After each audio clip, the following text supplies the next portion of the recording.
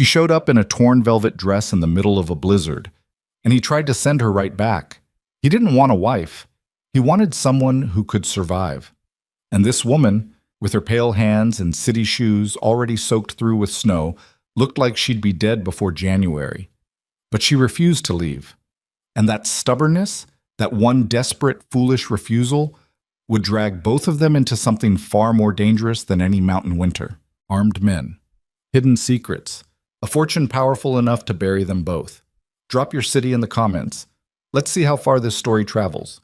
Hit like and stay until the end. This one's worth it. The train was 40 minutes late. Cole Barrett stood on the platform with snow collecting on the brim of his hat and ice working its way into the crack between his collar and his neck.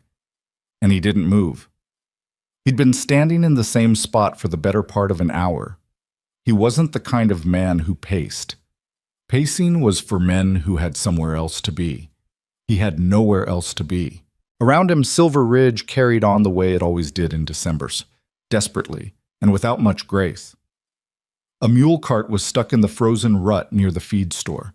Two men argued loudly outside the saloon about something that probably wasn't worth arguing about. Smoke from a dozen chimneys bent sideways in the wind. Cole watched none of it. He stared down the rail line, jaw tight, hands shoved into the pockets of his canvas coat. He'd made this trip once, and he wasn't planning on making it twice. Whatever came off that train today was what he was working with. That was the deal. He wasn't entirely sure what had possessed him to write the letter in the first place. 6 weeks ago, he'd been sitting at his table after 3 days of near silence in the cabin. Just the wind and the creak of the walls and the sound of his own breathing. And something had shifted in him. Not loneliness, exactly. He wouldn't have called it that.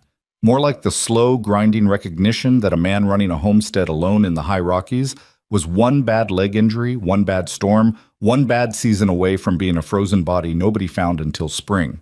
He needed help. Practical help, that was all. He dictated the letter to the agency through the post office clerk in town, a nervous young man named Gerald, who kept blinking too fast. Cole had been blunt about his requirements. He needed a woman with frontier experience or the willingness to acquire it quickly. Someone with a strong back and enough sense to know that survival in the mountains was not romantic. Someone who understood that what he was offering was shelter, food, protection, and the legal status of marriage. And that was the full extent of what was on the table. The agency had responded with a name, Vivian Mercer, 31 years old, originally from Philadelphia. Experience listed as household management, accounting, and this was the one that had nudged him toward writing back, demonstrated adaptability in challenging circumstances. Whatever that meant. He'd sent the second letter. He'd bought the ticket. He'd waited. And now the train was coming around the mountain bend in a long shriek of steel and steam, and Cole Barrett felt something he hadn't felt in a long time. Uncertainty. But the passengers came out the way they always did. Miners, merchants, a few families with too much luggage. Cole scanned them with the detached efficiency of a man assessing traps on a line. Too old. Too young. That one was clearly meeting her husband from the way she was already scanning the platform. That one... He stopped. She was the last one off. She came down the metal steps carefully, one hand gripping the rail so tight her knuckles were probably white beneath her gloves. Except she wasn't wearing gloves. Her hands were bare and already reddening in the cold. She wore a dress that might have been beautiful once, a deep blue velvet with small buttons up the front, but it was torn at the left shoulder seam and the hem was filthy and damp in a way that suggested it had been that way for more than just this trip. Her hair was dark and half loose from whatever arrangement it had started in, and it whipped against her face in the wind, and she didn't push it away. She was too busy looking at Silver Ridge, looking at it like it was the last place on earth she expected to find herself, which, judging by the dress, it probably was. Cole walked forward. "Miss Mercer?" She turned, dark eyes, alert and exhausted at the same time, a bruise along her jaw. Old, going yellow at the edges. But there. Her face was the kind of face that gave away too much when she wasn't guarding it, and right now she wasn't guarding anything. She looked cold and scared and like she'd been holding herself together through sheer stubbornness for longer than was healthy. "Mr. Barrett," she said. Her voice was steadier than he expected. "Educated. That Philadelphia accent clipped and clear even through chattering teeth. Cole looked at her for a moment that went on too long. "Where's the rest of it?" he said. "I beg your pardon?" "Your things. Luggage." He glanced behind her at the train steps. A woman traveling cross-country in December generally arrives with more than one bag. She looked down at the worn carpet bag she was holding at her side. Something moved across her face. A decision, made fast. "I travel light," she said. Cole Barrett had spent 16 years in the mountains learning to read things that didn't want to be read. Weather, terrain, animals. People were easier than most. She was lying. Not about her name or who she was. He believed she was Vivian Mercer. She was lying about the bag. There was a story behind that bag being the only thing she had, and it wasn't a good one. He stood there in the blowing snow looking at this woman in her ruined velvet dress and her bare red hands and the old bruise on her jaw, and he felt the full weight of what he'd done by sending that letter. "You're going to freeze," he said. "I'm already freezing," she said. "Are you going to do something about that? Or are we going to stand here while I find out firsthand?" He almost smiled. He didn't. "Come on," he said, and turned toward the general store. And then he bought her a coat. Not out of tenderness, out of practical necessity. A woman who froze to death on the 2-day wagon ride to the homestead was useless to him, and a dead body in his wagon would raise questions he didn't want to answer. He picked the coat the way he picked tools, for function, not appearance. Heavy canvas, fleece-lined, meant for a man but close enough in size. He set it on the counter. Vivian Mercer looked at it, then at him. "Thank you," she said quietly. "It's not a gift," he said. "I'll dock it from your first month." She put the coat on without another word. The store owner, a wide man named Hatch with a permanent look of mild suspicion, watched them with barely concealed interest. News traveled fast in Silver Ridge, and Cole knew word of the mail-order bride had already circulated. He'd been the subject of enough speculation over the years to be immune to it. He paid for the coat, bought the rest of what he needed, and headed for the door. "Mr. Barrett." He stopped. It was Gerald, the post office clerk, emerging from between two shelves with an ink stain on his finger and that same rapid blinking. He glanced at Vivian with open curiosity. "Everything come together all right?" Gerald asked. "Fine," Cole said. "There's a preacher in town through Saturday," Gerald offered. If the timing..." "I know," Cole said. He walked out. They were married that afternoon in a small church that smelled of candle wax and damp wood. The preacher was a tired man named Brock, who performed the ceremony with the efficiency of someone who'd done it too many times to find meaning in it anymore. There were no other witnesses. The ring Cole produced was a plain iron band he'd had in a box under his bunk for 3 years. He'd traded a beaver pelt for it from a passing fur dealer who'd needed to lighten his load, not because he had any intention of using it, but because he had a habit of trading for things that might be useful eventually. He slid it on her finger. Her hands had warmed up a little from the coat, but they still trembled. Not from cold, he thought, from something else. He didn't ask. They exchanged the necessary words. Brock pronounced them married. Vivian signed the register in a sharp, precise hand that confirmed the accounting background, the kind of writing that was fast and legible and didn't waste movement. Cole signed below her, 2 names on a page that would be filed and forgotten. Outside the church, the snow was picking up. "We need to move," Cole said, walking toward the wagon. "We lose the light. We're sleeping on the trail." "How far?" Vivian asked, keeping pace. 2 days if the pass is clear, 3 if it isn't." She climbed up onto the wagon bench without waiting for help. He noticed that. He took the reins and clicked the horses forward, and Silver Ridge fell away behind them in the gray afternoon, and neither of them said a word for the better part of an hour. It was Vivian who broke the silence. "I want to know the rules," she said. Cole glanced sideways at her. She was sitting straight, both hands in the pockets of the canvas coat, watching the pine trees on either side of the trail. "Rules," he repeated. "Your expectations. What you need me to do. What I'm responsible for. What's off limits." She paused. "I don't like surprises." He thought about that for a moment. "The homestead runs on a cycle," he said. "Hunting, trapping, timber cutting, that's mine. I'm gone sometimes 2 days, sometimes 4, When I'm gone, you maintain the fire, tend the animals, manage the food stores, mend anything that needs mending. The cabin has a list on the wall above the stove. Follow the list. What's on the list? Chores, checks, temperatures to maintain for the root cellar, feed ratios for the stock. He paused. You know how to read numbers?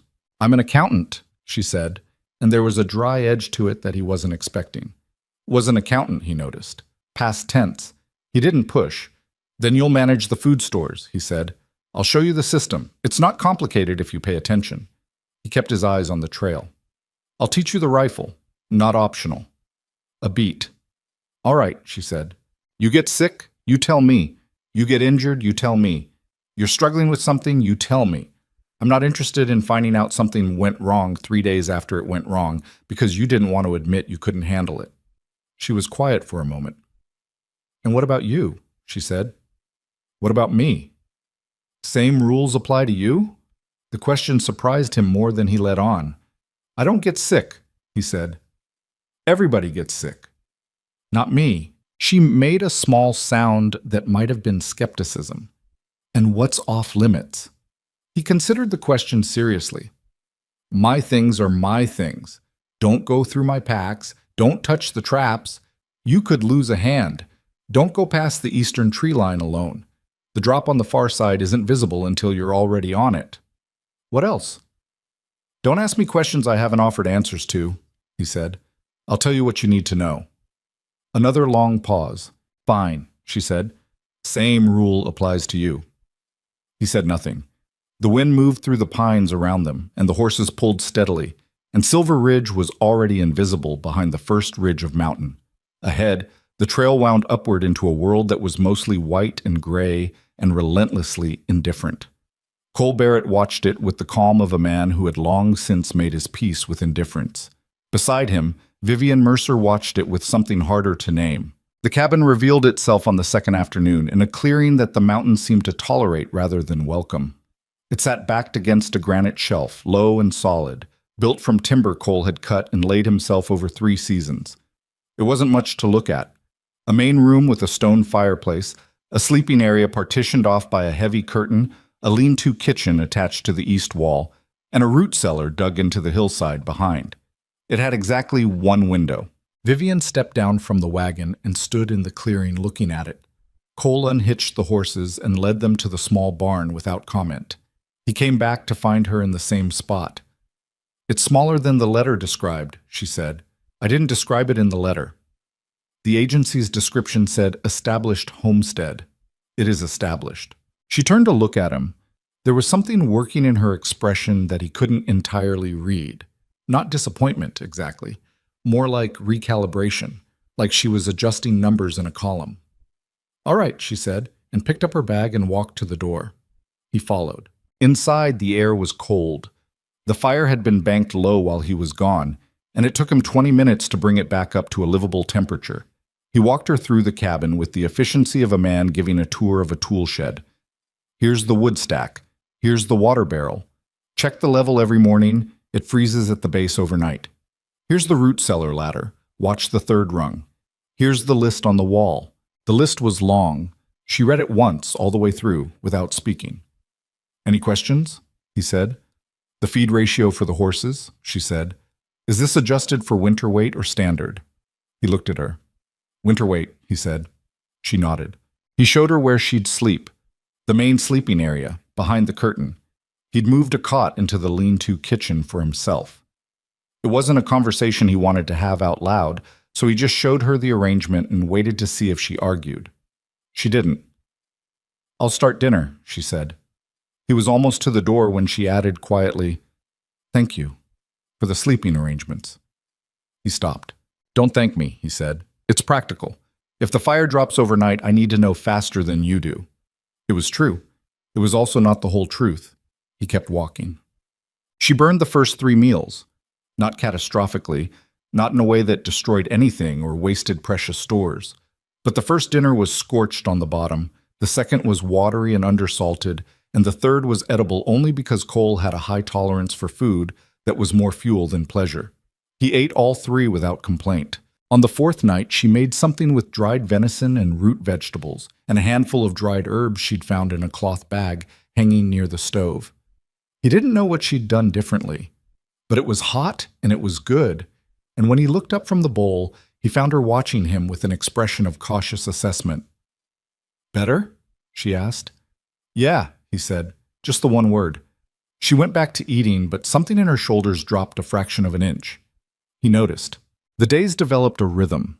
He was up before dawn, out checking lines and hauling wood before the light changed. She was up shortly after. He'd hear the fire being stoked and the sound of the water barrel lid, and then silence as she worked through the morning.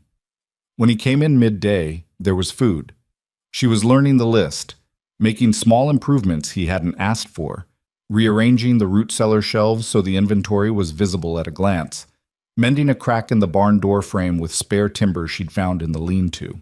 He didn't compliment her on it, but he started leaving the morning wood already stacked inside the door instead of on the porch. The first real test came in the second week. A storm system moved down from the north with very little warning, the kind of sudden, vicious blizzard that the Rockies produced with casual cruelty, as though to remind anyone living in them that their presence was conditional. Cole had been out checking a trap line on the south slope when the sky changed from white to a particular shade of gray that meant bad things were coming fast.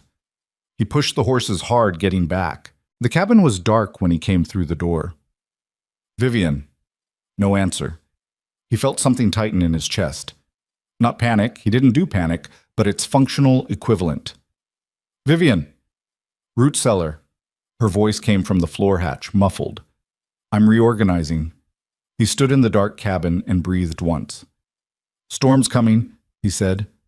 "Hard. Close the hatch and get the fire up." Her head appeared through the floor hatch a moment later. She had a smear of dirt on her forehead and a lantern in one hand. "How bad?" she asked. "Bad enough. Get the fire up and fill every container we have from the water barrel. Do it now." She didn't ask questions. She pulled herself out of the cellar and moved. He went back to the barn to secure the horses and double-check the feed. By the time he got back inside, the fire was genuinely roaring. She'd done it right, layering the fuel. And every pot and bucket and basin in the cabin was full of water, lined up against the wall. She was standing in the middle of the room, looking at him. "Anything else?" she said. "Check the window seal," he said, pulling off his coat. "There's tar in the box under the workbench. If the cold's coming through the frame, press it in before the temperature drops." She went to work. He watched her from the corner of his eye, moving efficiently, no wasted motion, pressing the dark tar into the window frame with the focused patience of someone who understood that the difference between a good seal and a bad one was whether your fingers stayed attached overnight. The storm hit an hour later. It was bad. Wind that made the walls sound like they were being beaten. Cold that crept under every small gap, like something looking for a way in. They spent 3 days inside that cabin while the mountain buried itself, and by the end of it, Cole Barrett knew a few things about Vivian Mercer that he hadn't known before. She wasn't afraid of silence. That surprised him. He'd expected a city woman to fill every quiet moment with words, with nervous conversation, with the kinds of comments people made when they didn't know how to be still. Instead, she matched him, reading when she could, mending when she couldn't, sometimes just sitting near the fire watching the flames with the still expression of someone processing things they weren't ready to say out loud. She wasn't squeamish. He'd had to butcher a rabbit on the second day of the storm, working on the kitchen table because there was nowhere else to do it. She hadn't flinched. She'd moved the lantern so he had better light without being asked. She was also, as he'd already known, deeply private about something. On the second evening, with the storm howling outside and both of them tired of staring at the same 4 walls, Cole had said, almost without deciding to, "The bruise on your jaw, when you arrived." She'd looked up from the sock she was mending. Her expression didn't change, but something behind her eyes went careful and still. "Old," she said. "I can see that." "Then you've answered your own question."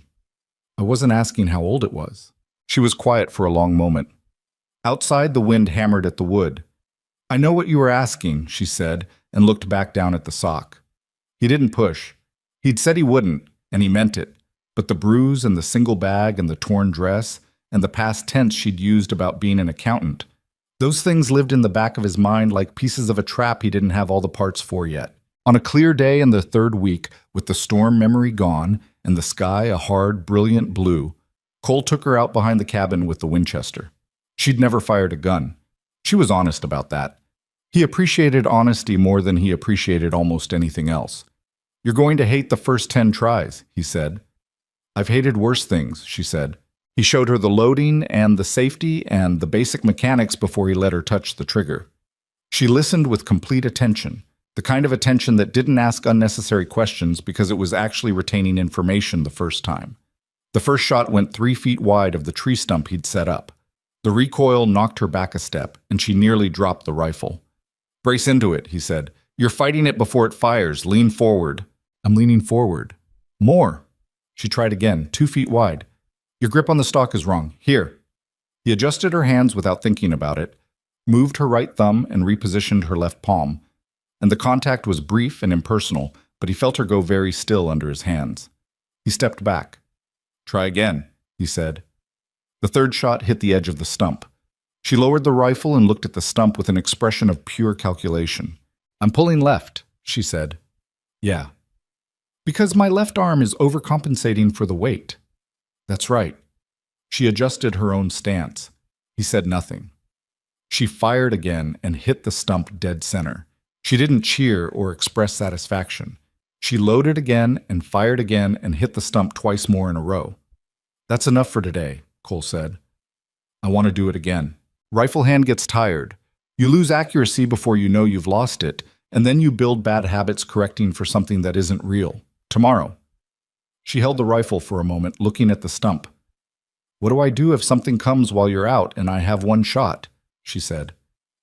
"One clear shot and I can't miss?" "What kind of something?" "Whatever kind is worst." He thought about it seriously. "Front shoulder," he said. "Not the chest, the front shoulder, just below the neck. It breaks the animal's ability to charge and usually drops it. And if it doesn't drop, then you put your second shot in the same place and back up." She looked at him. "That's it?" she said. "That's it," he said. "Most problems in the mountains come down to one decision made correctly."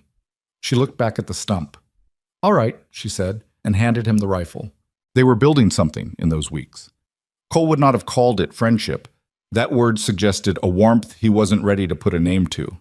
But there was a functional ease developing between them, the way a tool fits a hand after enough use.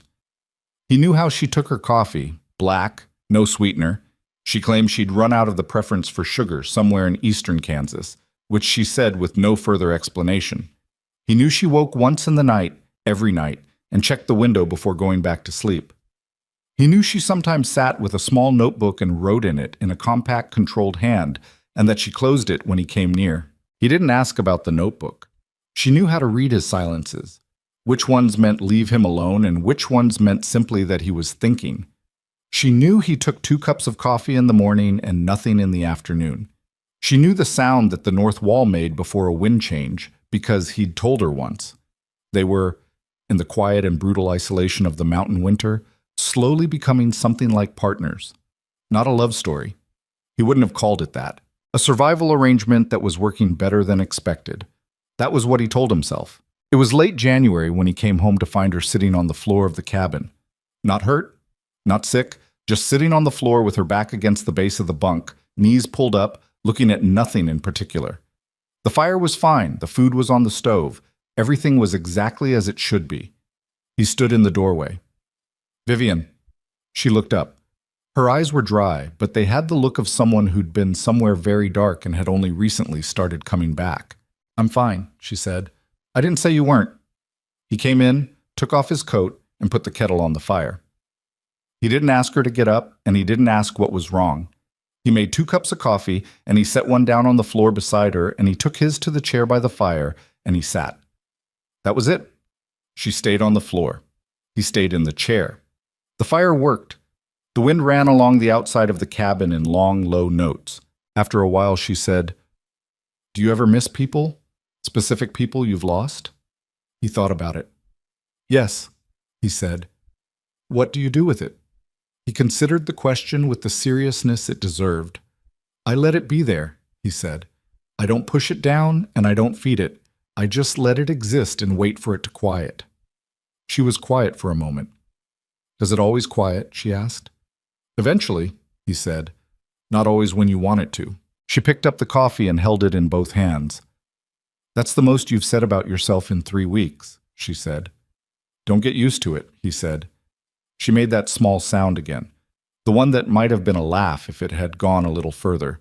He thought, she's afraid of someone. Whoever gave her that bruise, she's still afraid of them. He didn't say it. He looked into the fire and let the evening be what it was. And outside the mountain held them both in its cold, indifferent grip, and inside the warmth was enough. For now, February came with a brief, deceptive thaw. 3 days of above-freezing temperatures that made the snow turn heavy and gray, and then hard again when the cold returned. Cole read the thaw for what it was.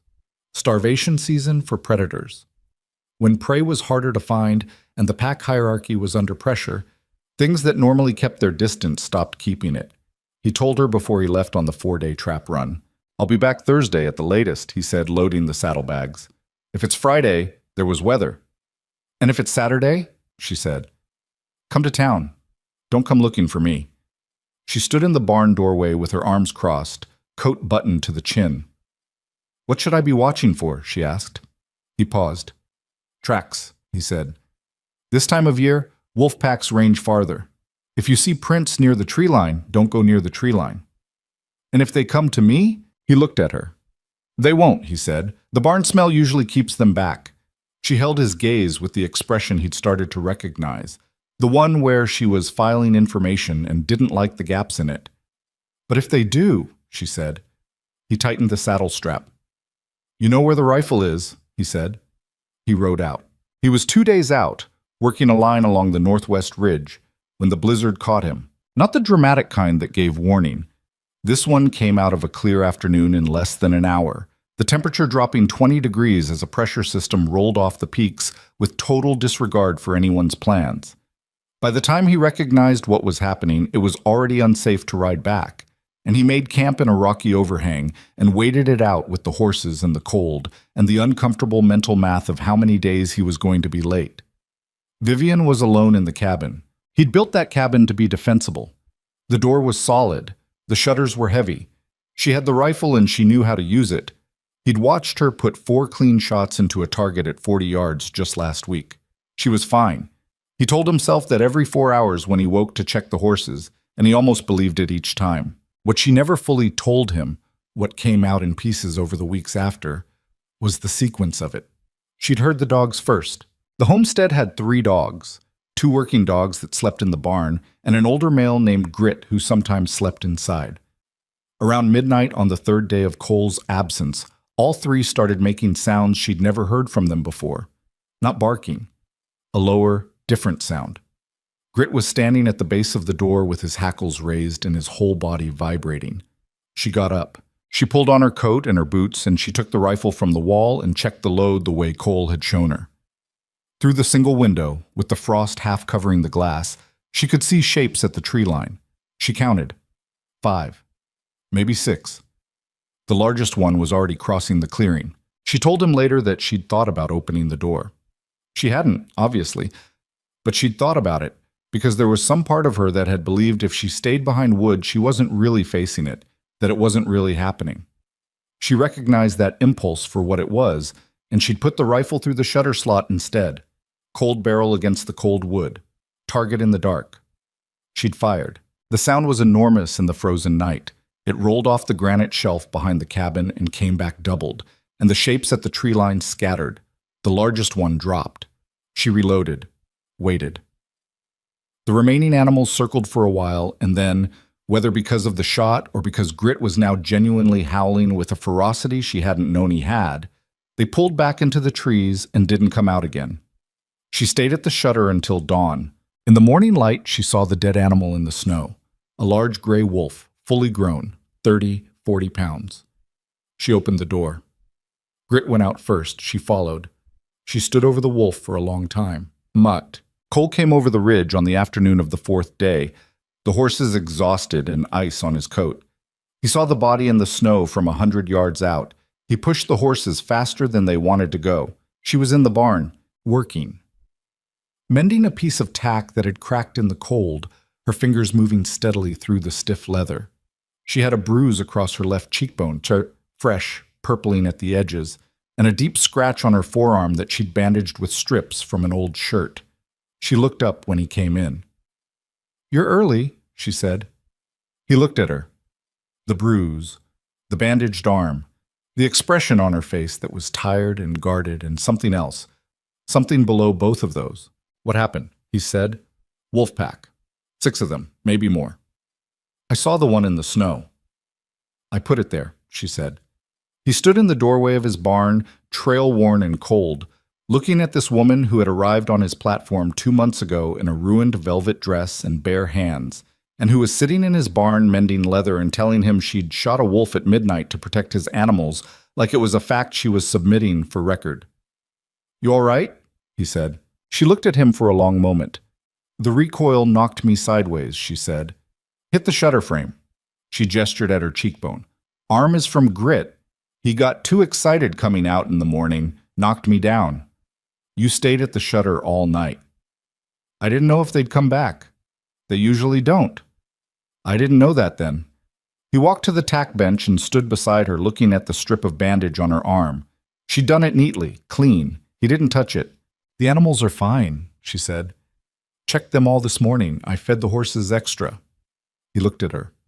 The full weight of what she'd done sitting right there between them. Not the heroics of it, not the drama, but the simple practical reality of a woman alone in a mountain night with a wolf pack outside her door, who had made the right decision every single time. "Good," he said. He picked up the other end of the tack and held it while she worked. She didn't say thank you, and he didn't offer praise, and neither of them said another word for a long time. And the horses moved in their stalls. And outside, the dead wolf lay where it had fallen in the white February snow. Something had changed.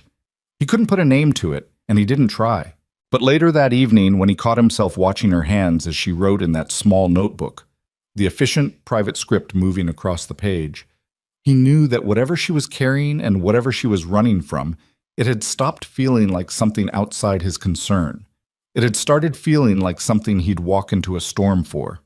He pushed that thought down and went to check on the horses a second time because there was nothing useful to do with a thought like that. Not yet. 3 days after the wolf incident, Cole found the notebook. He wasn't looking for it. That was the truth he held on to afterward. He hadn't gone searching. He'd been reaching for a piece of cord on the shelf above the bunk, and the notebook had come down with it, falling open on the floor face up, and he'd seen 3 lines before he could make himself look away. "They will send someone eventually. VL doesn't leave things unfinished. When they come, don't let Cole get involved. This is not his problem." He picked it up and set it on the bunk, closed, and he didn't read another word. But those 3 lines sat in his head all through the morning like a coal that wouldn't go out. VEL, someone was coming. And she'd been thinking about it, planning for it, alone, in the private hours when she wrote in that notebook by firelight, while he was 10 feet away in the lean-to, assuming she was processing homesickness or grief or the ordinary weight of a life upended.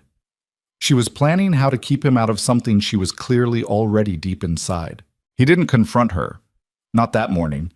He went out and checked the trap lines and split a full cord of wood and came back inside and ate the meal she'd made and said nothing.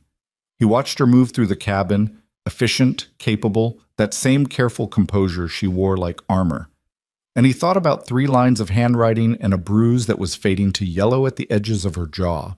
That evening, after the fire had settled and the wind had picked up its usual nightly argument with the eaves, he said, "You said you were an accountant." She was at the table with the food store's ledger he'd started letting her manage. She didn't look up immediately. That half-second pause told him everything about how ready she wasn't for this conversation. "I was," she said. "For who?" Another pause, longer. "A firm in Philadelphia," she said. "Private clients." "What kind of private clients?" She set down the pencil. When she looked up, her expression was the careful, contained one. Not hostile, not afraid, just sealed tight like a window that had been latched from the inside. "Why are you asking me this now?" she said. "Because you've been here 2 months," he said, "and you're still not telling me what you're running from. and I've been patient enough. I told you I don't owe you answers you haven't earned. Fair, he said, and I'm not saying you owe me anything. I'm saying that whatever it is, it's already here with us in this cabin. Has been since the first day, and I'd rather know what I'm sharing space with. She was quiet for a long time. Outside, snow was starting again. The soft, patient kind that built up silently and didn't announce itself until morning. You should have sent me back, she said. When you saw me on that platform, you should have put me back on the train. Probably, he said. I didn't. Why not? He looked at her steadily. Because you asked me not to. Something shifted in her face. A small, involuntary thing, quickly recovered. She picked up the pencil again and turned it in her fingers without writing anything. I worked for one client for the last 3 years, she said finally. Not a firm. One man. He needed someone who could manage complex accounts across multiple holdings, property, contracts, payments to various parties. She paused. I was good at my job. Too good, maybe. Cole said nothing. He recognized the rhythm of someone who had decided to say something and needed to get there at their own pace. The payments didn't add up to anything legal, she said. Not all of them. I started seeing it in the second year. Small things first, then bigger. Payments to officials in amounts that matched contract awards. Land purchases at a fraction of value right before settlements were recorded. And then she stopped. Started again. There were payments to men I recognized as hired agents, not security, not investigators. She looked at him. Cleaners. The kind of men who make problems disappear. The fire settled in its grate. I started copying records, she said. Not all at once. A few pages at a time, over months. Into a ledger of my own. I didn't know what I was going to do with it. I just couldn't. I kept thinking someone should have it, in case something happened to me. And then something did, Cole said. She touched the side of her jaw. Not the bruise, which had faded, but the place where it had been. He found out what I'd been doing, she said. I don't know how. One of the other clerks, maybe, or someone going through my things. I came back from lunch one afternoon and 2 men were waiting in my office. A beat. I ran. You got out. Barely. She looked down at the table. I had the ledger in my coat. I had $11. I took the first train west that was leaving, and I kept changing lines until I ran out of money, and then I answered the agency advertisement because I needed somewhere that wasn't a city. She said it plainly, without drama. Somewhere no one would look for an accountant from Philadelphia. Cole was quiet for a moment. This man, he said. Who is he? She met his eyes. His name is Victor Langford, she said. He watched her face as she said it, the slight tension in her jaw, the way she held herself very still, as if the name itself had weight. He'd heard the name. Not here, not in Silver Ridge, which was too high and too small for that kind of reach. But before. Years back, when he'd had occasion to pass through Denver, he'd heard men at a rail office talk about Langford the way men talked about weather systems. Not as something that could be reasoned with, only tracked and avoided. Railroad money. The kind that had bought half a territory and was working on the other half. Where's the ledger now? Cole said. She held his gaze. Somewhere safe, she said. In this cabin? Somewhere safe, she repeated. He nodded once. He wasn't going to push on that. All right, he said. She blinked. All right? That's it? What did you expect? I expected... She stopped, shook her head slightly, as if she'd had a speech prepared and the situation had failed to require it. I expected an argument, or you telling me to leave. Why would I tell you to leave? Because I brought something dangerous into your home, she said. Because I lied to you about who I was. You didn't lie, he said. You didn't tell me. There's a difference. She looked at him for a long moment. Something in her expression was doing something complicated that she couldn't entirely suppress, and she pressed her mouth together and looked back down at the ledger. Get some sleep, Cole said, standing. Tomorrow's cold check day and the East Line needs resetting. He went to the lean-to. He lay on the cot in the cold kitchen space and looked at the ceiling and thought about a man named Victor Langford and a ledger hidden somewhere in his cabin and the woman sleeping on the other side of the curtain who had been carrying all of it alone for months. He didn't sleep well.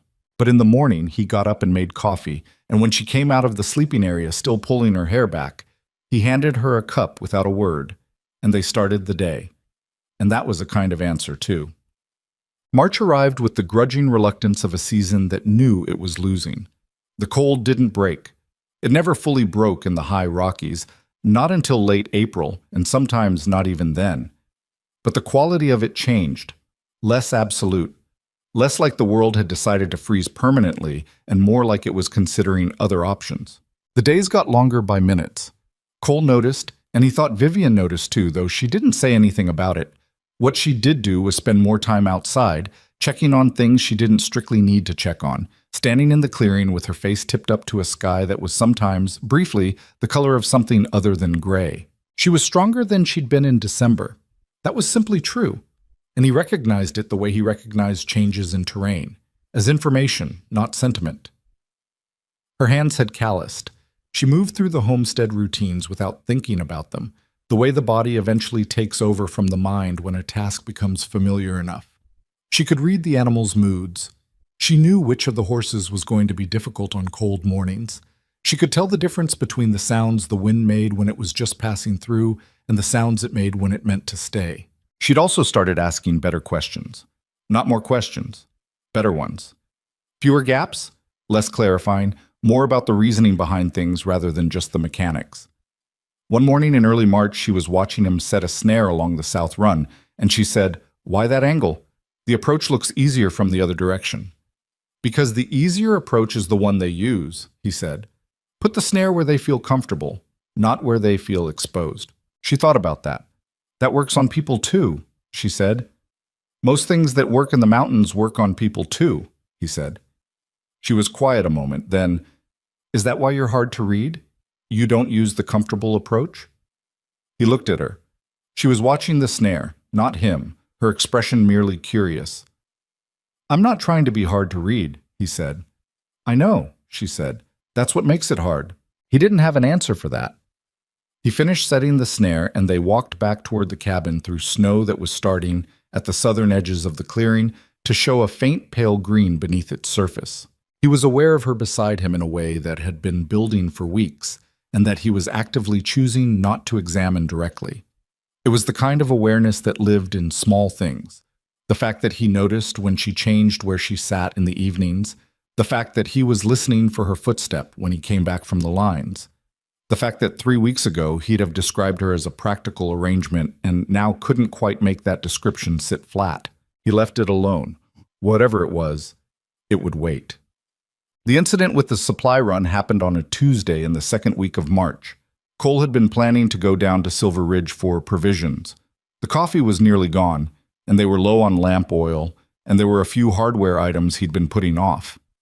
Vivian had given him a list the night before, neat and organized in order of importance, which he'd folded and put in his coat pocket without comment.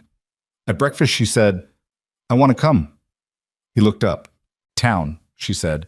"I want to come with you." He held his coffee cup and looked at her steadily, and she looked back at him with the expression that meant she'd already considered the counter-arguments and was prepared for them. "It's a 2-day ride," he said. "I know how far town is. The trail down the east side is rough this time of year, ice under the melt. I've ridden worse." He hadn't actually known she could ride until 3 weeks ago, when she'd quietly saddled one of the horses for a perimeter check without mentioning that she'd never told him she knew how. She rode well, it turned out, better than he expected. "You haven't been to town since you arrived," he said. "That's why I want to go," she said. Something in the way she said it, flat and direct, without the careful composure she usually maintained, made him read it differently. Not restlessness, need, the kind that had nothing to do with supplies and everything to do with the particular suffocation of months of isolation, even if the isolation had been chosen. He put his cup down. "All right," he said. She'd been braced for an argument. He could tell by the way her expression recalibrated when he agreed. She covered it quickly. "I'll be ready in 20 minutes, she said. She was ready in 15. Morn. Silver Ridge in early March was half-thawed and fully muddy and smelled of everything winter had preserved and spring was now reconsidering. The main street was a river of slush. Someone had laid boards across the worst of it, and the townspeople navigated them with the expertise of people who'd been doing it every year for decades. Vivian rode in beside him without appearing to look at anything in particular, which meant she was looking at everything. Cole did the hardware first, the practical stops where transaction was the main event and conversation was minimal. She came with him into the general store, and he caught Hatch watching her the way he'd watched her when she'd first arrived, with that shopkeeper's assessment that was partly commerce and partly nosiness. "Mrs. Barrett," Hatch said, which was the first time Cole had heard anyone say that, and he felt Vivian go very slightly still beside him. "Mr. Hatch," she said pleasantly, and handed him the list without missing a beat. They were leaving with the last of the parcels when Cole saw the poster. It was nailed to the post outside the land office. A notice, not quite a wanted poster, but close enough that his eye caught it before his mind identified why. A name. Vivian Mercer. A description. A contact through the Pinkerton agency. Information sought. He kept walking, didn't look at her, loaded the parcels into the wagon, and said quietly, "We're leaving now." "I saw it," she said. Her voice was perfectly even. "How long do you think it's been up?" "I don't know." A pause. "At least a few days. Maybe longer." He untied the horses. She climbed up onto the wagon bench without being asked, and he could see, from the set of her shoulders and the particular way she was holding her face, that she was doing what she always did when she was frightened, pulling everything inward until only the surface was visible. They were 2 blocks down the road when she said, "I'm sorry." "Don't," he said. "Cole, I said don't." He kept his eyes on the road. "You've been apologizing in advance for 6 weeks. Stop." She was silent. "They'll know the area now," he said. "They'll start asking around town." He thought for a moment. Hatch won't talk. He doesn't like outside authority. Gerald at the post office might. He's nervous, and nervous men answer questions when they're asked direct. He glanced at her. "Anyone else you've had contact with?" "The preacher who married us," she said. "But I don't think Brock will say nothing. He's been here 20 years and he doesn't talk about his business." Cole worked through the angles. "The poster goes up now. That means they've been following the agency trail. They know you came west. They may not know exactly how far yet." "They'll find out." "Yes," he said. "They will." She turned to look at him. The afternoon sun was sharp and cold, catching the edges of her face. "What do you want to do?" she said. "What do you mean?" "I mean exactly what I said." "What do you want to do?" "You could go to the Pinkerton office, tell them where I am, collect whatever they're offering." A beat. "I wouldn't blame you." He looked at her for a long moment. "That's a stupid thing to say," he said. "Is it?" "Yeah," he said. "It is." He turned back to the road. "We go home. We figure out the next step. That's what we do." The wagon moved through the March mud, and the mountain rose ahead of them in the afternoon light, and Vivian Mercer sat with her hands folded in her lap and her face turned slightly away, and didn't say another word for the rest of the ride. But somewhere around the second ridge, when the trail tilted upward and the pines closed in on both sides, her shoulder settled against his arm. Not dramatically, not deliberately, just the small, tired lean of someone who was done holding themselves entirely upright for one day. He didn't move away. The horses found the trail home in the failing light, and the mountain took them back in, and whatever was coming, it wasn't here yet. They didn't talk about the poster that night. There was an unspoken agreement between them that some things needed to be set down before they could be picked back up, that processing and planning were 2 different activities, and trying to do both at once produced neither. Cole fed the horses. Vivian made dinner. They ate. The fire did what fires do, and somewhere in the ordinary rhythm of it, the sharp edge of the afternoon dulled enough that they could both breathe. But Cole was thinking. He was thinking all through dinner and through the hour after. When Vivian wrote in her notebook and he sharpened a blade, he didn't strictly need to sharpen. He was running the problem the way he ran any problem in the mountains, methodically, without panic, from the outside in. The Pinkerton agency was not local law. They answered to whoever paid them, and in this case, whoever paid them was Victor Langford, which meant they had essentially unlimited resources and no particular obligation to legal process. A Pinkerton notice in Silver Ridge meant someone had already narrowed the geography significantly, not to the homestead, not yet, but to the region, to the mountain. it would get more specific. The only question was how fast. The next morning, he saddled up before breakfast and rode back down to Silver Ridge alone, which was almost not something he'd planned to do, and which he didn't tell Vivian about until he was already at the door. She looked up from the stove. "I need to know what they know," he said. "I'll be back tonight.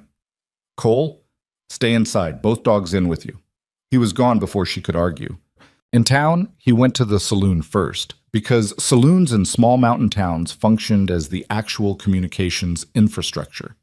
He bought a drink he didn't intend to finish, and he listened, which was a skill most people underestimated because it looked like doing nothing. Within 40 minutes, he had what he needed. The Pinkerton agent had arrived 4 days ago, a man named Dorian Pike, traveling with 2 other men who were not identified as Pinkertons but who wore guns in the manner of men for whom guns were professional equipment rather than tools or habit.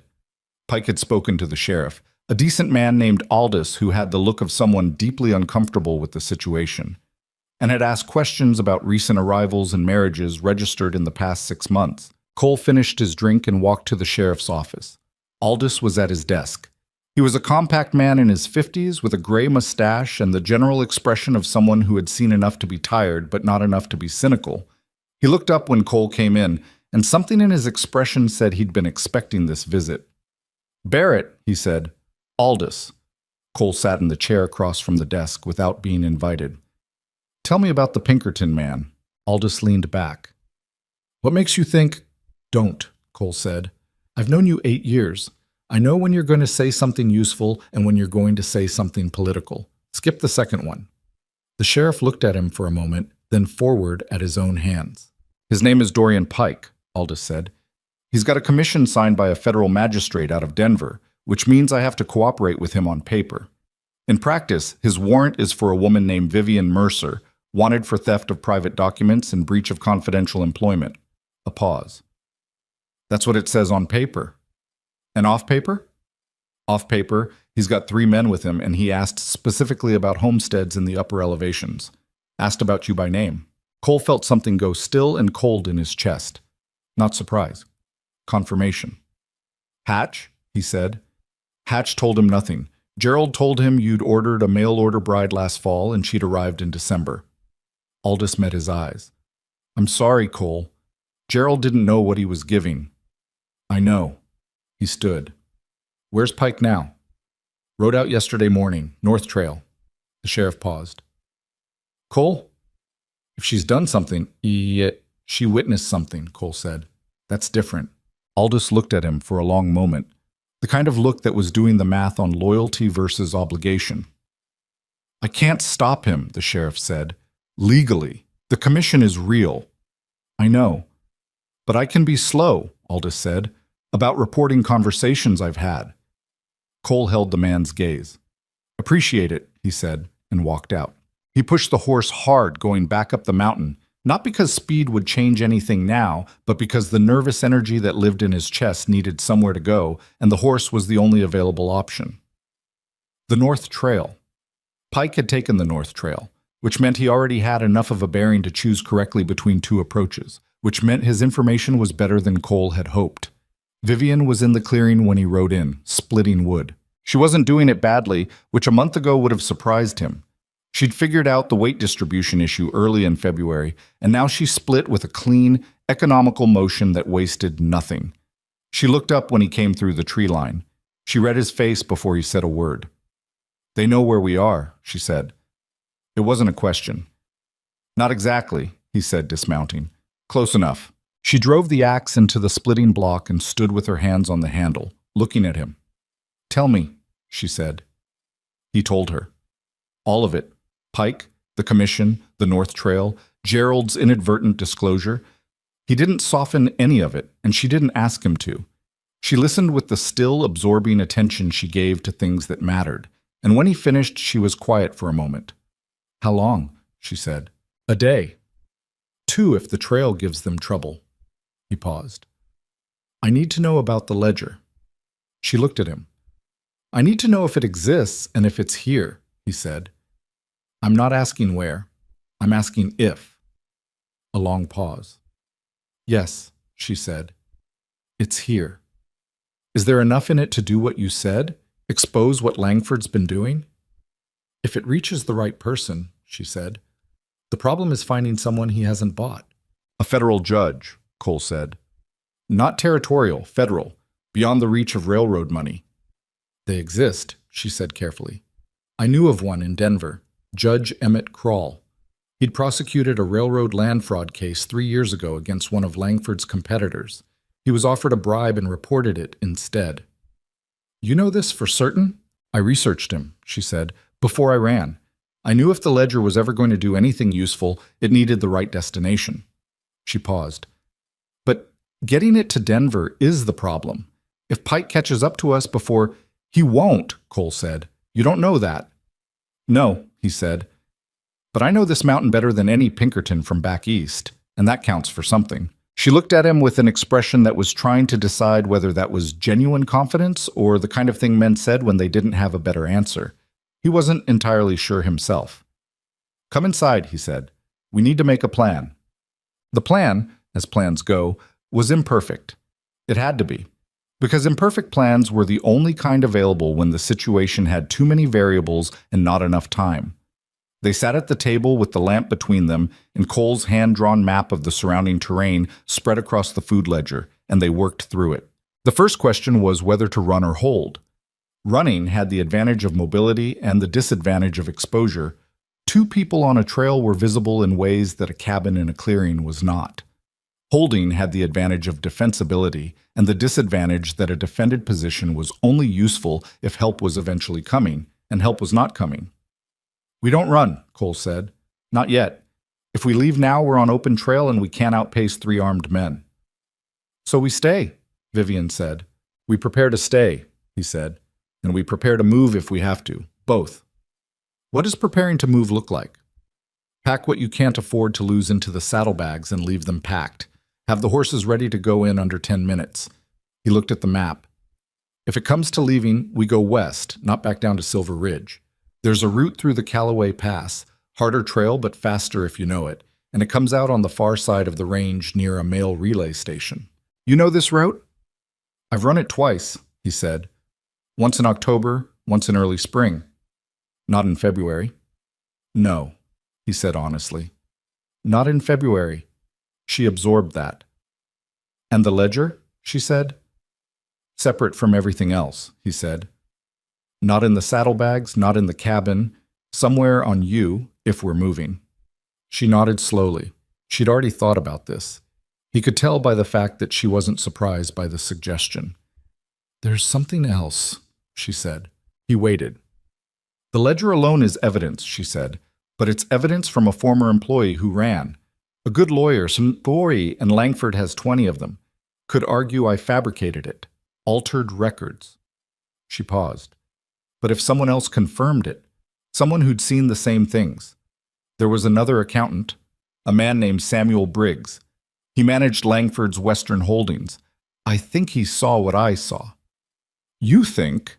I think he knew. Whether he'd testify is another question. She looked at her hands. He was afraid. More afraid than me, I think, because he had a family. Cole thought about that. Where is he? Last I knew, managing an office in Cheyenne. She looked up. If we got the ledger to Judge Krall and Briggs confirmed even part of it, one thing at a time, Cole said. Right now we deal with Pike. She nodded, but he could see her mind working. Not out of anxiety, but out of the same accountant's instinct that had gotten her into this in the first place.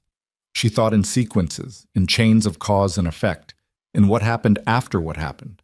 It was the same quality that made her good at managing the food stores, and the same quality that had made her copy those records month after month, with no certain plan for what to do with them. She couldn't help but look ahead. He couldn't help but notice that he found that quality, against all his inclinations, something close to beautiful. He looked back at the map. Well, Dorian Pike arrived the next afternoon. Cole saw him first. He'd been on the roof checking the shingle ties, something that genuinely needed doing and that also gave him a clear line of sight to the approach trail, when 3 riders came out of the eastern tree line into the lower edge of the clearing. He came down the ladder without rushing. Vivian, he said, coming through the door, they're here. She was at the table. She stood up immediately and moved to the window, which told him she'd been waiting for exactly this, had probably been waiting since this morning when the horses had been restless in the way horses get when something is working its way through the trees upwind of them. 3, she said. 3. She turned from the window, and her face was composed and steady, and he could see the effort that composure cost her in the faint tension around her eyes. "The ledger," he said. "Already dealt with," she said. He didn't ask where. He picked up the Winchester and checked the load.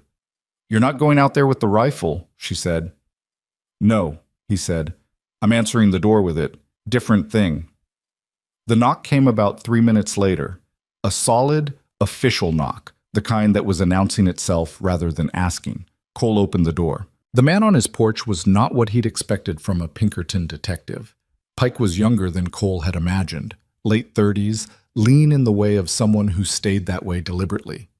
He wore a good coat and a city hat that was already suffering from mountain weather, and he carried himself with the careful authority of a man who was used to doors opening for him. Behind him, at the edge of the porch steps, 2 men waited with the relaxed readiness of professionals. Pike's eyes went to the rifle immediately. "Mr. Barrett," he said. His voice was moderate and controlled. "My name is Dorian Pike. I'm a licensed investigator holding a commission." "I know who you are," Cole said. A small pause. Pike recalibrated. "Then you know why I'm here," Pike said. "I know what you've told people you're here for," Cole said. "That's not quite the same thing." Pike's expression didn't change, but something in his eyes sharpened. "I have a warrant for the arrest of a woman named Vivian Mercer. I have reason to believe she's present at this property. I'm asking you to cooperate with this commission, which carries federal authority." "Federal authority," Cole said, "means a judge signed a paper. It doesn't mean you can ride onto private property in an unincorporated territory and take my wife." "Your wife," Pike repeated, "married in Silver Ridge December past. Gerald at the post office will have the registration. Reverend Brock performed the ceremony." Something moved through Pike's expression. Not quite surprise, but the adjustment of a man whose information was incomplete. "Mr. Barrett," he said after a pause, "I have no interest in making this difficult for you. The woman I'm looking for stole sensitive documents from a prominent private citizen. Whatever she's told you—" "She's told me everything," Cole said. That landed. Pike was good. He barely showed it, but the slight stillness that moved through him confirmed what Cole had suspected. The detective had expected to arrive here and find a husband who knew nothing, and leveraging ignorance was a different operation than leveraging complicity. "Then you understand what's at stake," Pike said, recovering smoothly. "I understand what's at stake for Victor Langford," Cole said. "Yeah." Pike held his gaze. The 2 men behind him had stopped looking relaxed. "Mr. Barrett," Pike said, and his voice had dropped slightly, taken on a quieter, more direct quality. "I'm going to be honest with you, man to man. I don't care about your wife. I care about the documents. If those documents are returned intact and unduplicated, this matter ends. Mrs. Barrett would face no further pursuit. You'd face no consequences. That's the offer." Cole looked at him for a long moment.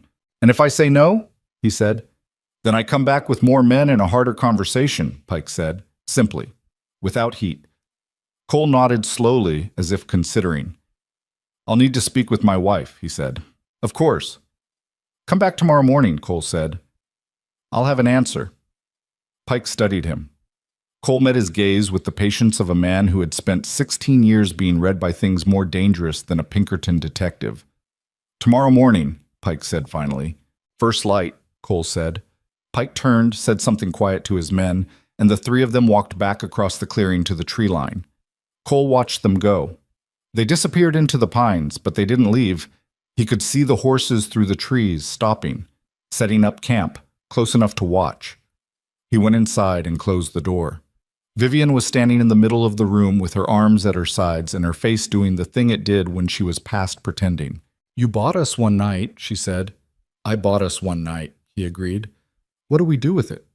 He set the rifle against the wall and stood in the middle of his cabin that he'd built board by board with his own hands, and looked at the woman who had arrived on his platform 4 months ago in a torn velvet dress.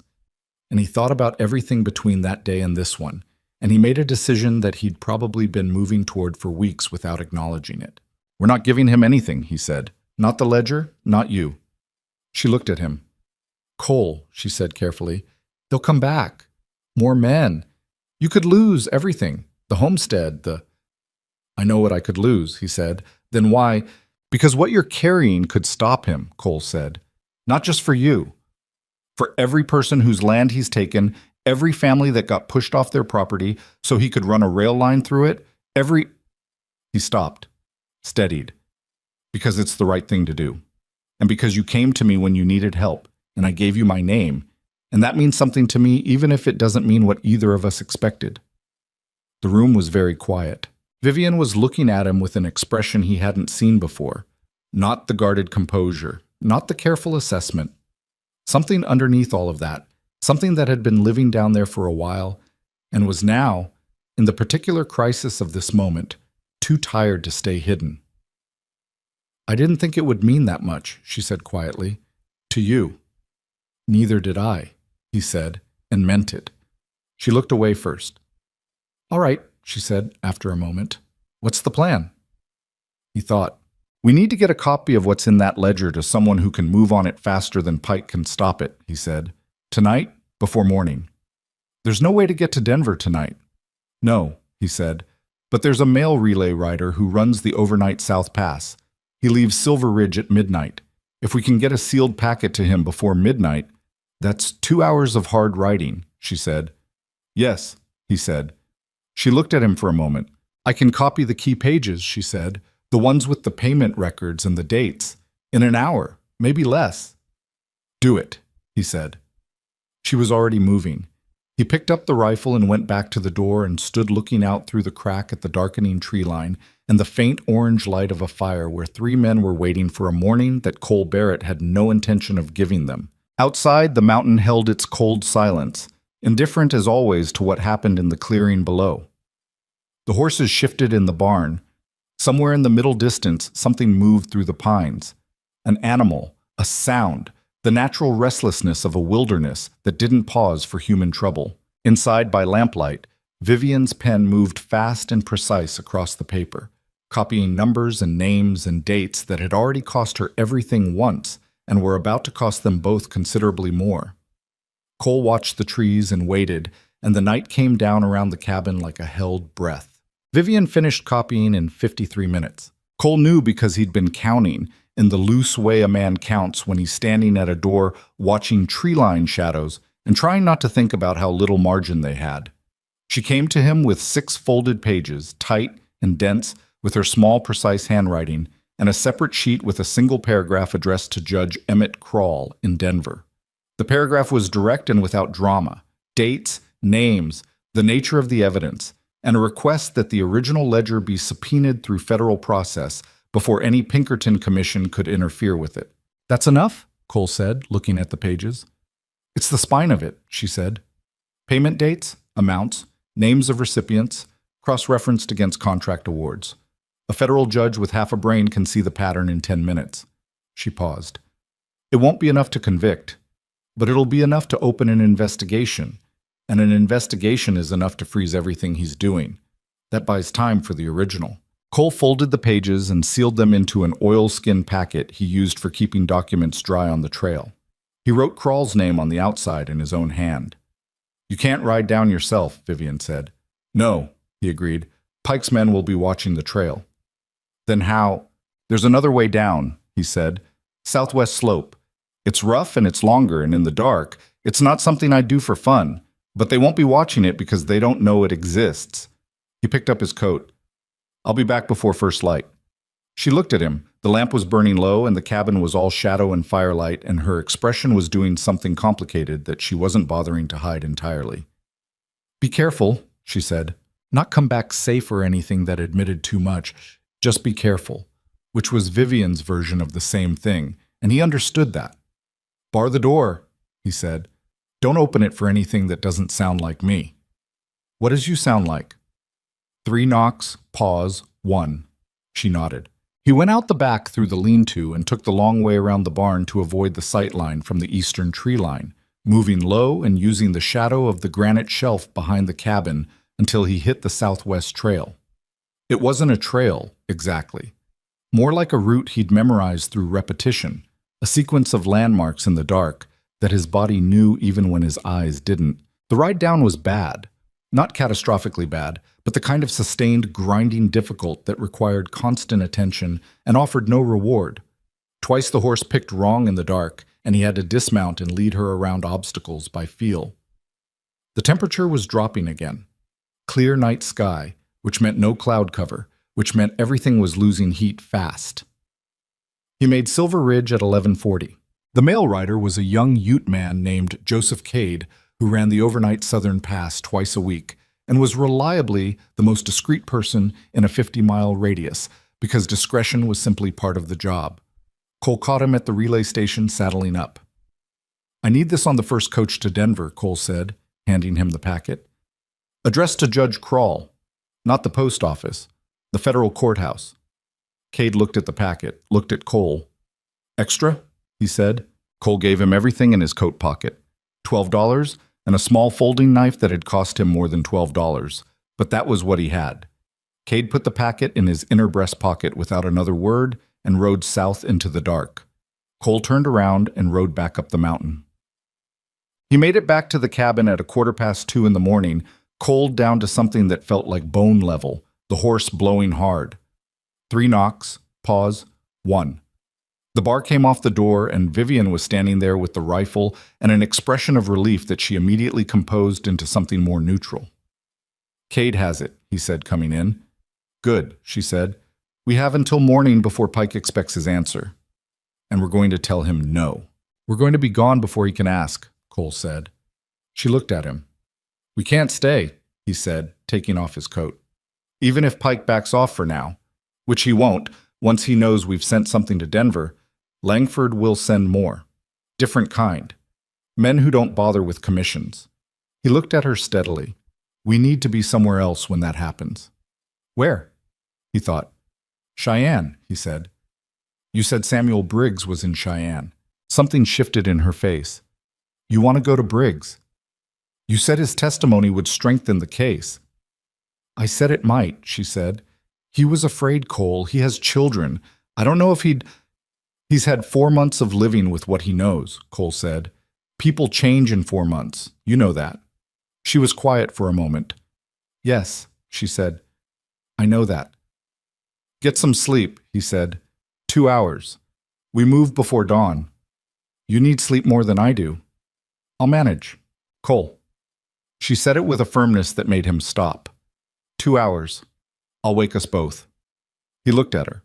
The lamp was almost out and the fire was low, and she was standing in the middle of the cabin with the rifle still in her hand and her hair loose and the expression on her face that wasn't quite the guarded version and wasn't quite anything he had a clean name for. 2 hours, he said. He sat in the chair by the dying fire and was asleep in less than 10 minutes. When she shook his shoulder 2 hours later, he came awake clean and fast, the way he always did, and he saw that she'd packed both sets of saddlebags and saddled the horses already, which she'd done quietly enough in the barn that he hadn't heard it. He looked at her. "Ready?" she said. They rode out of the clearing at 4 in the morning with the sky still fully dark and a hard cold at their backs, and the horses moving as quietly as horses move when they know they're going somewhere, which is not as quietly as you'd want, but quietly enough. They got 300 yards into the southwest trail before the first shot came out of the trees. It went wide, 10 feet wide, high and left, the kind of shot fired to stop rather than hit. Cole had the horse down to the trees before the sound had finished echoing, pulling Vivian's mount with him by instinct. "Pike's men," he said. "They moved in the night." "They didn't wait for morning," she said. Her voice was steady, but her breathing wasn't. "No," he was already thinking. "They can't see us in the trees. We have maybe 2 minutes before they try to flank. If we go back..." "We can't go back," he said. "The cabin is where they'll push us." He was right. Even as he said it, he could hear horses moving in the darkness to the north. The second man coming around to cut off the cabin retreat. Pike was good. He'd anticipated the early departure and moved to bracket them. 3 men. 2 that Cole could account for in the dark. 1 in the trees to the east where the shot had come from, 1 coming around north. Which meant Pike himself was somewhere he couldn't see yet, probably sitting on the approach trail where he could watch both angles. Cole dismounted. "Get down," he said quietly. Vivian was down before he finished saying it. Follow me, he said. Keep low and keep close. The horses come with us. Where are we going? Back to the cabin, he said. Not to stay. For what's in the lean-to? She didn't ask. She followed. He went in a wide arc through the trees south of the clearing, using the granite shelf as a landmark, moving with the particular kind of careful speed that was something he'd learned a long time ago. The understanding that in bad terrain, fast was usually slower than careful. He could hear the man to the north thrashing through underbrush without that understanding. Amateur noise. They made the cabin from the back. Cole went into the lean-to and came out with two things: a coil of wire and a wooden box that he handled with the specific care of someone who respected what was inside it. Vivian saw the box. "Is that blasting powder?" he said, "for clearing timber." A pause. "How much?" she said. "Enough," he said. "Go to the barn. Get both horses into the tree line to the southwest. Wait there until you hear it, and then ride. Don't wait for me." "No," she said immediately. "Vivian, don't tell me to leave without you," she said. "That's not the arrangement." "That's not—" He stopped. She was looking at him with an expression that had nothing negotiable in it.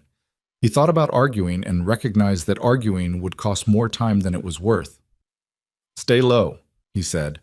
"Barn to southwest tree line. Keep the horses quiet." She moved. He worked. He didn't have long. He could hear voices now. Two of them, east and north, communicating in the way men communicate when they're trying to coordinate position in the dark without giving themselves away, which is to say badly, with too many words. Pike was still silent, which was more concerning. Cole laid the wire from the blasting box in a line along the east wall of the cabin, around the corner of the lean-to, and across the approach trail. He worked fast and without a light, because a light would tell them exactly where he was. The wire arrangement was rough. He'd done this properly, methodically, for timber work, with careful measurements. This was neither proper nor methodical. It was improvised under pressure in the dark, and it would probably work, and it might also do something unexpected, and the best he could do was account for the most likely outcomes. He was threading the second wire when a flashlight beam cut across the clearing from the eastern tree line and landed squarely on the lean-to. Cole went flat. A voice. "He's at the cabin." Running footsteps. Two men, east and north, converging on the clearing. Cole pressed himself against the base of the cabin wall and watched the beam sweep back and forth, and thought about angles. He needed to be behind the granite shelf when it went. He moved along the base of the cabin wall, staying below the beam's sweep, around the north corner, and then he ran. Not gracefully, stumbling once on a route he couldn't see, catching himself with one hand in the snow. The granite shelf was 40 yards. He made it in less than that many seconds and pressed his back against it. He triggered the wire. The sound was enormous. It wasn't a single explosion. It was a sequence. The powder in the lean-to catching, and then the secondary in the pile he'd set against the east wall, and the combined effect sent a column of fire and debris upward that he felt in his teeth from behind the granite shelf. The shockwave moved through the snow in a visible ring. The east wall of the cabin blew outward. The lean-to disintegrated. He heard shouting, "One man down," from the sound of it. Not dead, but down and stunned. The other one had stopped running. Cole moved while they were disoriented, southwest, toward the tree line, toward where Vivian was supposed to be with the horses. She was exactly where he'd told her to be. Both horses. Standing in the shadow of the pines with her hand over the nearer one's nose, which was how you kept a horse from reacting to loud noise if you got there early enough. Her face was illuminated for a moment by the fire still burning where the lean-to had been, and her expression was focused and tight and absolutely present. "Go," he said, taking his horse. They rode southwest into the trees, and the fire behind them lit the clearing orange and red, and Cole didn't look back. Bapas. They rode hard for 2 hours before he let them slow, and by then they were past the first ridge and into the territory that Pike's men would need daylight and local knowledge to follow. Cole was reasonably confident they had neither. He pulled up in a stand of timber and they stopped, both of them breathing hard. The horses worse. Vivian looked at him. She had pine sap on her coat and snow in her hair and a look in her eyes that was somewhere between the aftermath of fear and something not entirely unlike exhilaration, though she'd probably have objected to that word. Your cabin, she said. Yeah. The lean-to, the east wall. Yeah. She was quiet for a moment. He could see her processing the scale of it, everything he'd built, what they'd left behind. I'm sorry, she said. Stop apologizing, he said. Cole, I mean it. He looked at her. It's wood and stone. It can be rebuilt. He pulled his coat tighter against the cold. You can't. She held his gaze for a long moment in the dark. That's the most... She stopped, started again. You keep saying things that make it harder to stay at a reasonable distance from you, she said. He looked at her. Is that what you're doing? He said, staying at a reasonable distance. I've been trying to, she said. How's that working? She made a sound that was genuinely close to a laugh this time, short and slightly ragged from everything the last few hours had been, but real. Not well, she said. He leaned across the distance between the horses. He was clumsy about it. It was an awkward angle and there was a branch in the way that he didn't see until it caught his shoulder, and Vivian actually flinched back in surprise before she understood what he was doing. And then she didn't flinch back. It was brief and imperfect. And they were both cold, and the horses were impatient, and somewhere behind them, a man named Dorian Pike was probably reorganizing and furious. When he pulled back, she was looking at him with an expression he'd never seen on her face before, unguarded all the way down, nothing managing nothing, just her. Reasonable distance, he said. Shut up, she said, but without heat. He almost smiled. He was getting closer to it. Come on, he said, turning his horse. Long ride to Cheyenne. Diplomat. They made camp once before dawn, a cold camp in a hollow that blocked the wind but offered nothing else in the way of comfort. No fire. Fire meant location, and location was the one thing they couldn't afford to give away. They ate cold provisions from the saddlebag, sitting close enough to share warmth without discussing it as a choice. Cole was calculating the miles to Cheyenne and the state of the horses, and the realistic likelihood that Pike would pursue south versus east, when Vivian said, I need to tell you something. He looked at her. About the ledger, she said. There are names in it beyond Langford. Officials, 3 territorial judges, a marshal out of Denver, 2 senators. She paused. When this opens up, it's going to be bigger than one rich man. It's going to be... She shook her head slightly. It's going to pull on things that a lot of powerful people don't want pulled on. I know, he said. You know? I've been thinking about it since you told me what was in it, he said. Something that big doesn't stay quiet just because a judge opens an investigation. It becomes political. It becomes a fight. Yes, she said. It does. She looked at him. I want you to understand what you're in the middle of. You didn't sign up for this.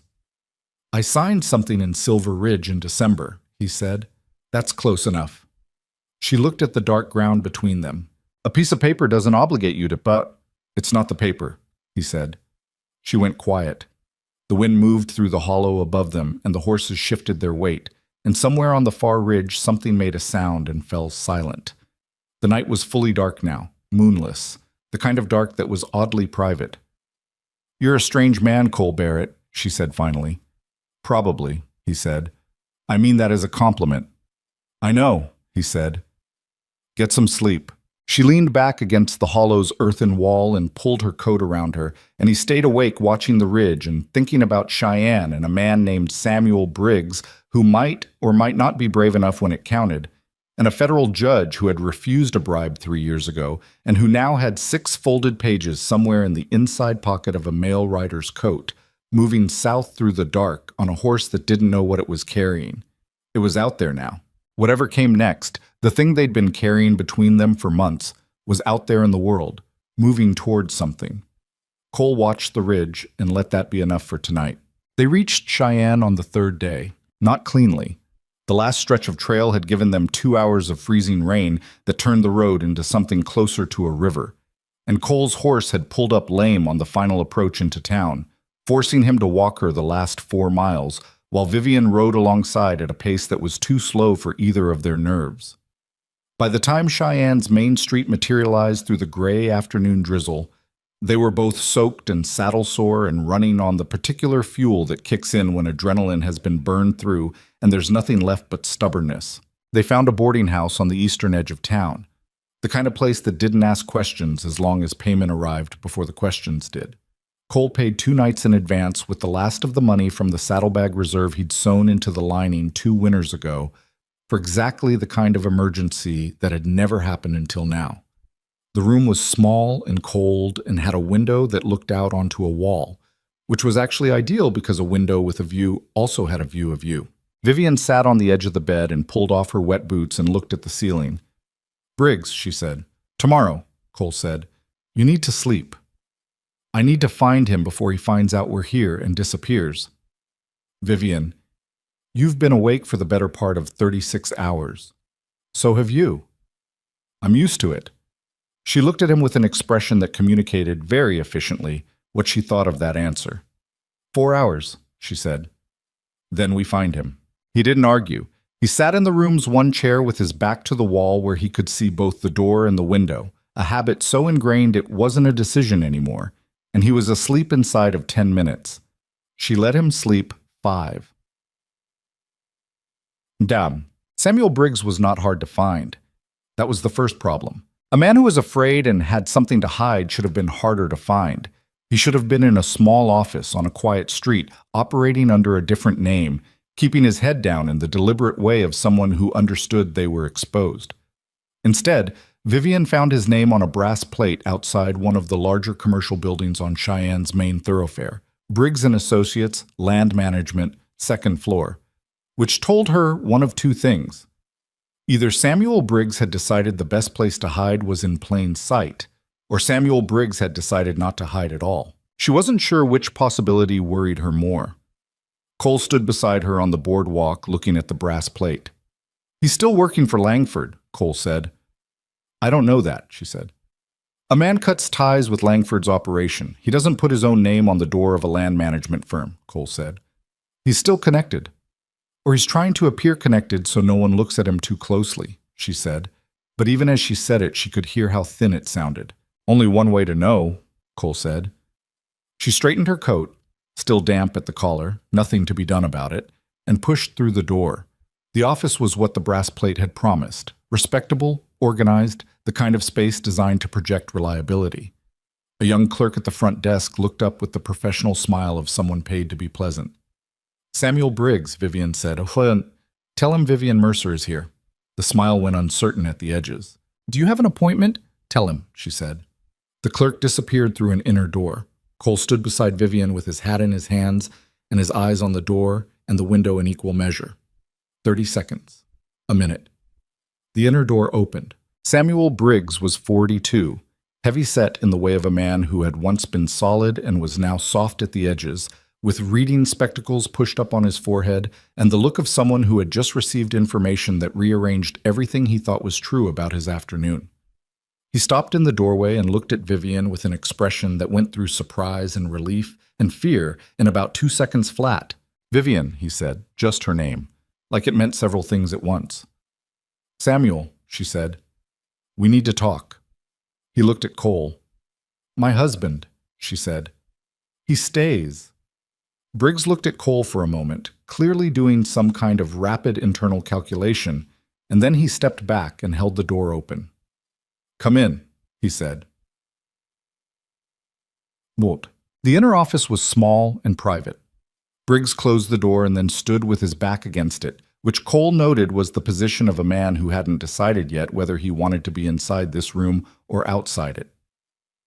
"You're alive," Briggs said to Vivian. "Yes."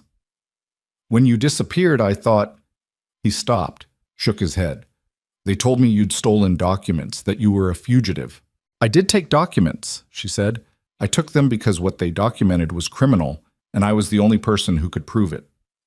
Briggs was quiet for a moment.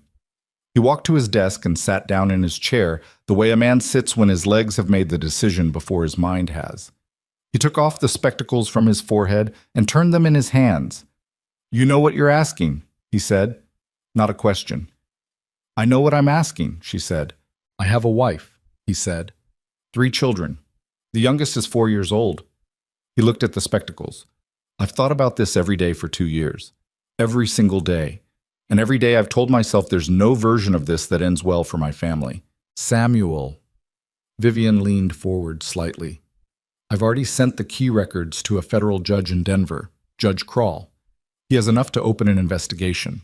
But an investigation without corroboration is something Langford's lawyers can delay for years. If you testify, not everything, just what you saw directly, it changes the timeline. It changes what Langford can bury and what he can't. Briggs said nothing. He's been buying time with his lawyers for 30 years, she said. The only thing that takes that away is multiple witnesses. I'm one. You're the other. We're the only two people alive who were inside that operation and can speak to what we saw. There may be others, Briggs said quietly.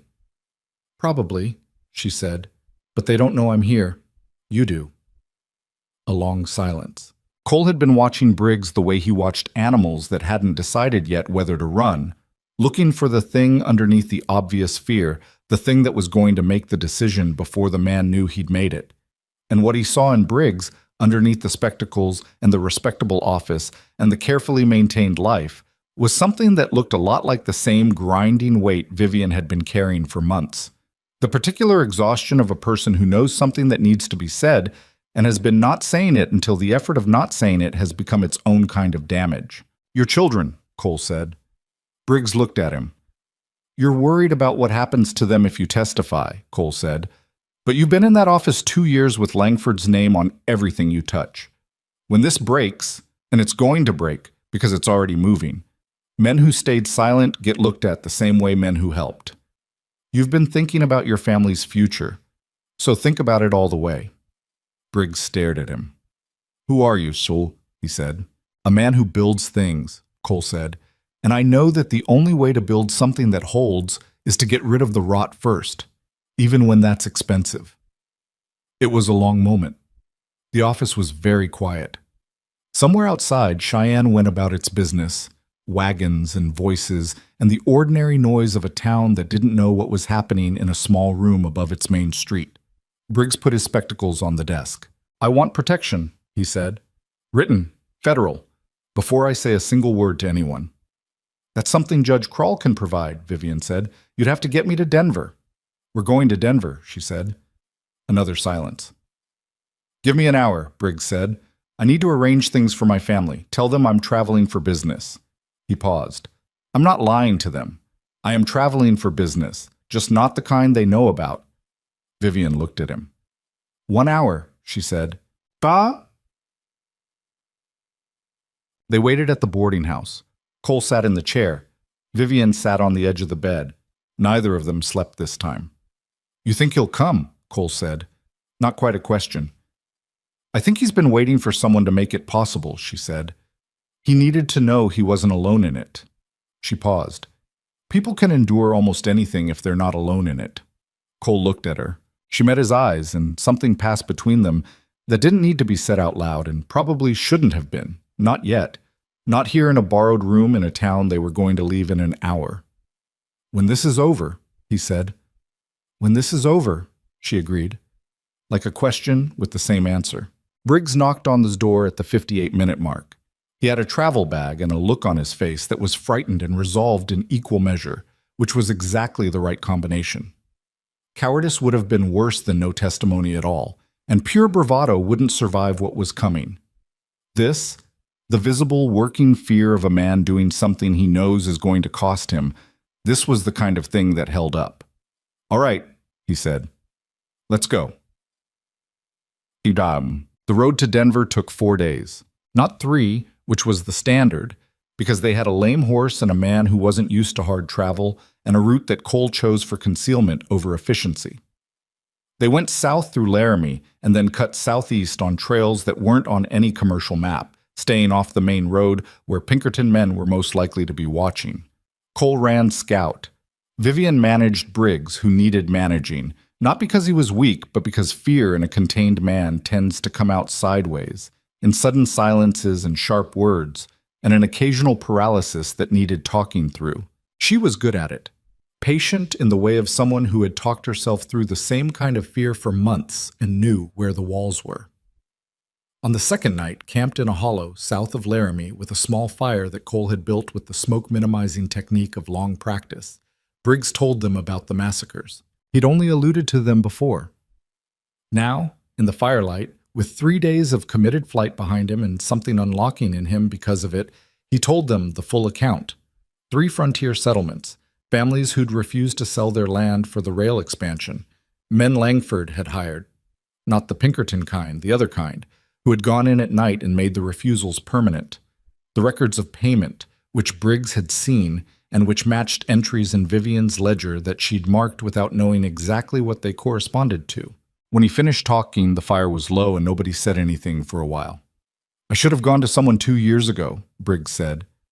His voice was flat with self-knowledge. "Yes," Vivian said. No softening, but no cruelty either. Just the truth, which was what he needed more than comfort. "I kept thinking someone else would," he said. "Everyone thinks that," she said. "It's how things like this stay buried." Cole added a piece of wood to the fire and watched it catch. "You're going now," he said. "That's what matters." Briggs looked at him. "You really believe that?" he said. "That it matters when? Not just whether." Cole thought about it honestly. "I believe the right thing done late is still the right thing," he said. "I also believe it would have been better earlier. Both of those are true." Briggs nodded slowly. He looked into the fire for a long time.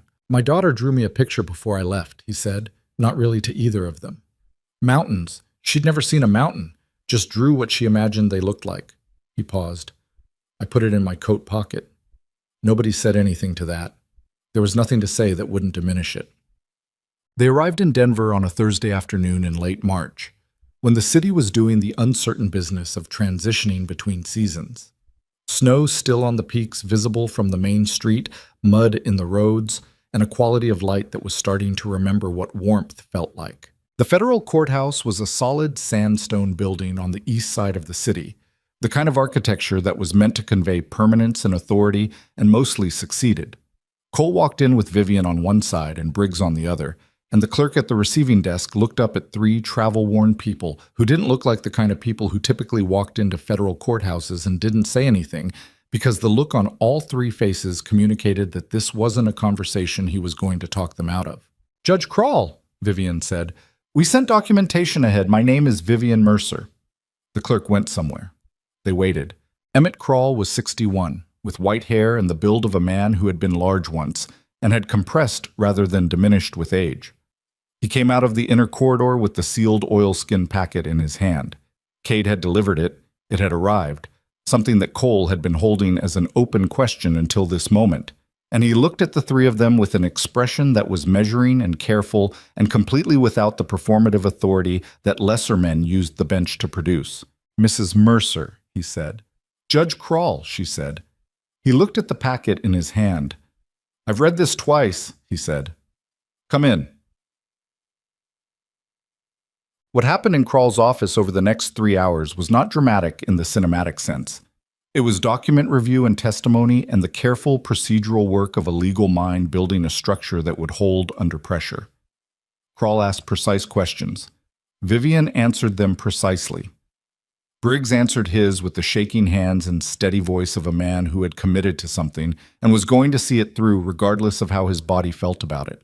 Cole sat in a chair against the wall and said nothing, because nothing he had to say was relevant to this particular process, and irrelevant contributions to legal proceedings were one of the many things he had no patience for.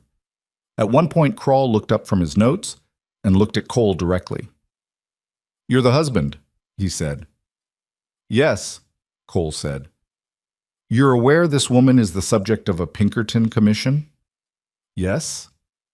"And you transported her across 2 territories while being pursued?" "Yes." Krall held his gaze for a moment. "All right," he said, and went back to his notes. By the time they left the courthouse, the sun was going down over the mountains, and Krall had issued 3 things: a federal protective order covering both Vivian and Briggs, a subpoena for the original ledger which Vivian arranged to have retrieved from its hiding place via sealed instructions to Sheriff Aldous in Silver Ridge, and the beginning of what he called, in the measured language of a man who didn't make promises he couldn't keep, a significant federal inquiry. On the courthouse steps, Briggs stood for a moment in the late afternoon light with his travel bag at his feet and his spectacles on his nose, and the look of a man who had just put something down that he'd been carrying for a very long time and wasn't entirely sure how to stand without the weight of it. "What do you do now?" Vivian asked him. "Go home," he said. "Tell my wife the truth, all of it." A pause. "I should have done that too." "Yes," she said. "But you're doing it now." He looked at her for a moment. "I'm sorry I wasn't braver sooner," he said. "I'm sorry you had to carry it alone." Vivian held his gaze. "You're here now," she said. "That's the whole of it." Briggs picked up his bag and walked toward the livery to arrange his passage home, and Vivian watched him go, and Cole stood beside her and watched the city light going gold and amber across the sandstone building behind them. "It's out of our hands now," she said. "Yes," he said. "That's a strange feeling." "Yeah," he said. "It is." What happened next happened without them, which was both the point and the hardest part. They stayed in Denver 3 weeks because Kroll needed them available for follow-up testimony, and because the federal protective order was meaningless if they wandered back into territory where Pinkerton commissions had more practical authority than federal paper. They rented 2 rooms in a respectable hotel. Vivian insisted on 2 rooms, and Cole didn't argue, because there were things between them that deserved to be arrived at properly and not under the compressed pressure of crisis and shared danger. It was the strangest 3 weeks Cole Barrett had ever spent. He was in a city, which he hated. He was waiting, which he hated more. He had nothing practical to do with his hands, which was the particular torture of a man whose entire identity was built around solving physical problems in physical space. He bought tools he didn't need from a hardware store and sharpened them in his hotel room. He walked the city in the early mornings the way he'd walked trap lines, mapping it by instinct even though the mapping was useless. And in the evenings, he had dinner with Vivian. Just that. Dinner in the hotel dining room, which was more formal than anything either of them was comfortable with, at a table by the window where she ordered coffee without sugar, and he ordered the plainest thing on the menu, and they talked. Really talked. Not the functional exchange of information that had characterized their first months together. Not the careful navigation around the things they weren't ready to say. Actual conversation, the kind where you tell someone who you were before you were who you are now, and they tell you back. She told him about Philadelphia, about a father who'd been a clerk his whole life, and a mother who'd wanted something bigger for her daughter, and a childhood spent understanding that precision and accuracy were the only reliable currencies available to a woman without inheritance or connection. About discovering she was genuinely good with numbers, not in the mechanical way, but in the way of actually seeing the story that numbers told, the shape of a thing underneath its accounting. He told her about the mountains, about coming west at 19 with $30 and bad information, and the specific humbling experience of discovering that everything he thought he knew about wilderness survival was wrong, and the slower, harder process of learning what was actually true. About the first winter he'd nearly died, and the second winter he'd almost not minded dying, and the third winter something had shifted and he'd understood, in a way he couldn't entirely articulate, that this was where he was supposed to be. "You never wanted to go back east?" she said one evening. "No," he said. "Did you want to stay?" She thought about it. "I wanted to matter," she said.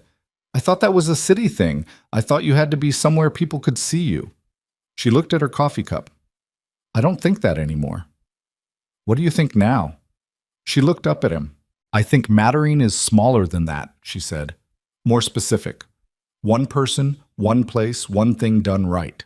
A pause. "I think I got confused about the scale." Cole said nothing.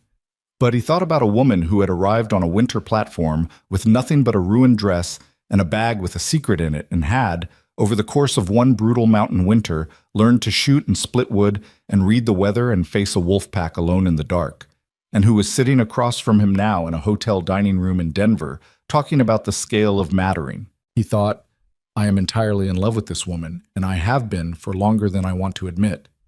He didn't say it, not yet. He wasn't built for the kind of declaration that announced itself before it had earned the right.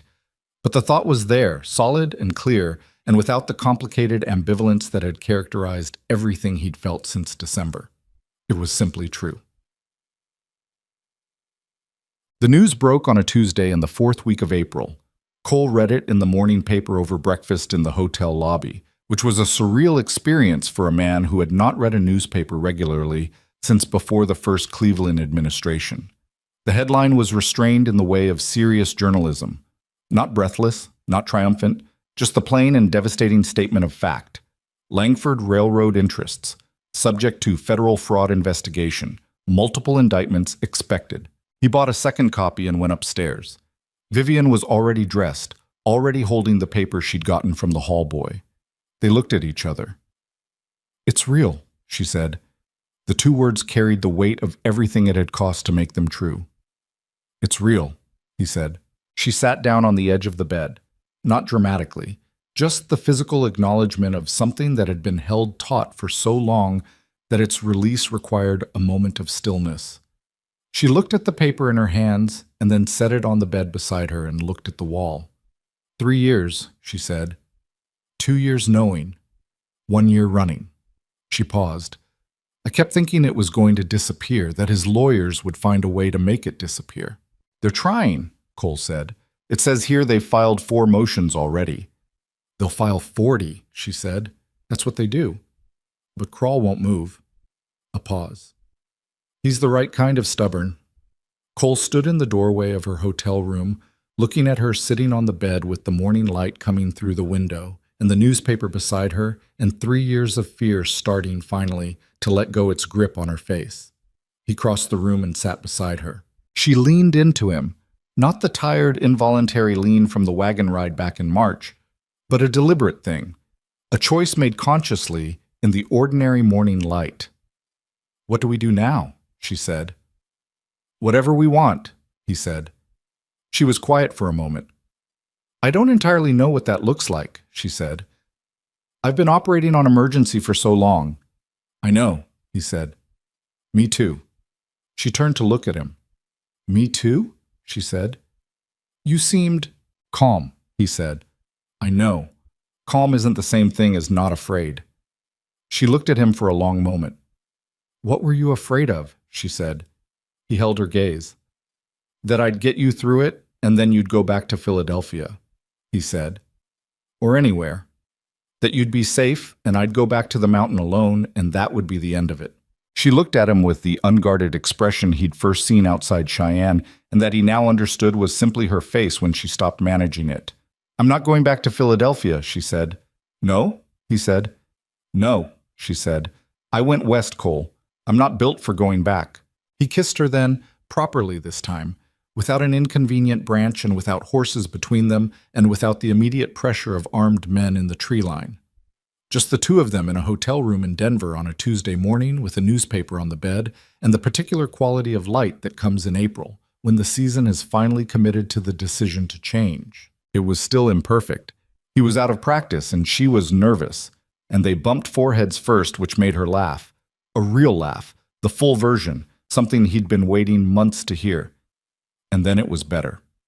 3 weeks later, Vivian received a formal letter from the federal attorney's office advising that all charges and Pinkerton commissions related to the Langford matter had been suspended pending investigation, and that she was free to travel and reside without restriction. The letter was followed 2 days later by a second, more private letter from Judge Crawl himself, which informed her that Samuel Briggs' testimony had been pivotal, that 3 other former Langford employees had come forward in the weeks following the initial indictments, and that the case was, in his estimation, substantial enough to survive any legal delay Langford's team could manufacture. Victor Langford, the letter noted without editorializing, had been removed from his directorship at the railroad holding company by his own board of investors, who had apparently calculated that distance was their best remaining asset. Vivian read both letters at the small desk in her hotel room, and then folded them carefully and put them in the inside pocket of her coat, next to where the notebook used to sit before she'd stopped needing to write in it every night. She went to find Cole. He was in the hotel's small courtyard, of all places, sitting on a bench with a piece of wood and a knife, carving something that didn't have a clear shape yet. He looked up when she came out. She handed him the letters without saying anything. He read them. She watched his face while he read, the stillness of it, the slight shift around his eyes at the Briggs line. He folded the letters and handed them back. It's done, she said. The investigation isn't done, he said. No, but we are. She paused. Our part. He looked at her for a moment. Are you all right? He said. She thought about the question seriously, the way it deserved. I don't know what all right feels like anymore, she said.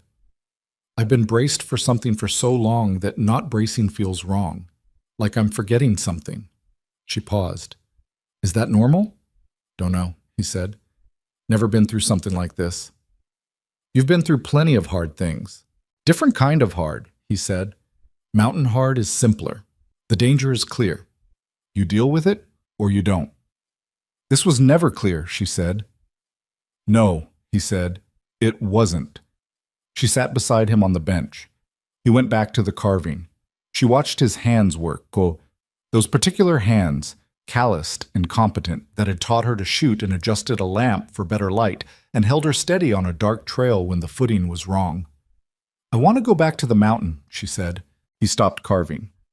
Not the same homestead, she said quickly. I know the cabin, the lean-to. She'd thought about this carefully. But the mountain itself, the high country, I want to go back. He looked at her. Why? He said. It was a genuine question, not a challenge, and she gave it the genuine answer it deserved. Because that's where I became something I recognize, she said. Not who I was in Philadelphia, not who I was when I was running. Something else, something that feels more like the actual truth of me. She paused. And because you're there, or you should be, and I'd like to be where you are. Cole Barrett looked at the piece of wood in his hands. He was not a man given to sentiment, which was different from saying he didn't feel things. He felt them. He just didn't trust that feeling them out loud made them more real, because in his experience things were most real when they were built with your hands and tested by weather, and still standing after the testing. Words were approximations. Actions were the actual statement, which was why what he did next was the most articulate thing he'd said in months. He put the carving in his coat pocket and stood up. Come on, he said. Let's go find out what lumber costs in this city. She looked up at him. You want to buy lumber, she said. I want to start calculating what we need, he said. Stone for the foundation, timber for the frame. The lean-to needs to be bigger this time. If you're going to be working in it, it needs proper light. She stood up slowly. You're planning the new cabin, she said. I'm planning our cabin, he said. Different thing.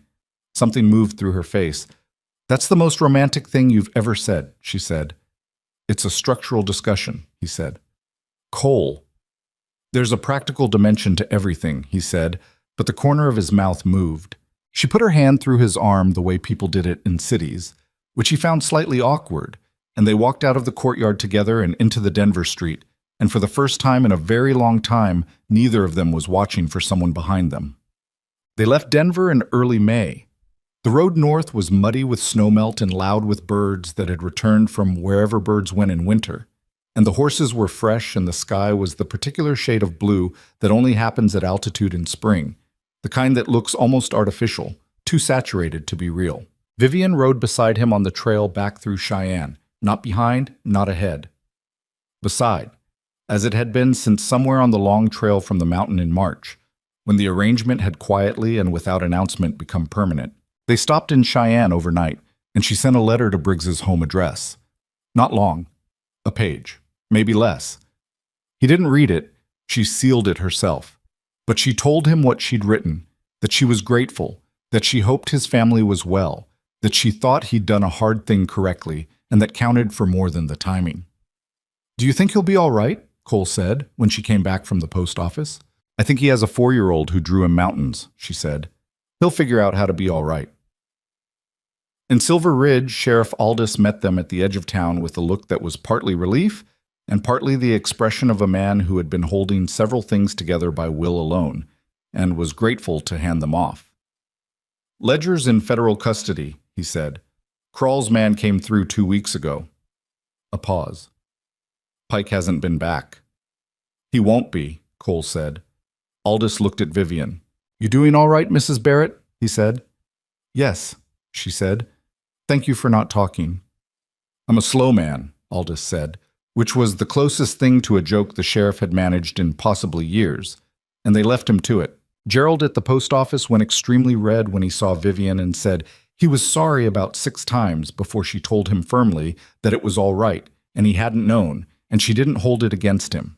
This seemed to distress him more than the original guilt, but they left him to manage it.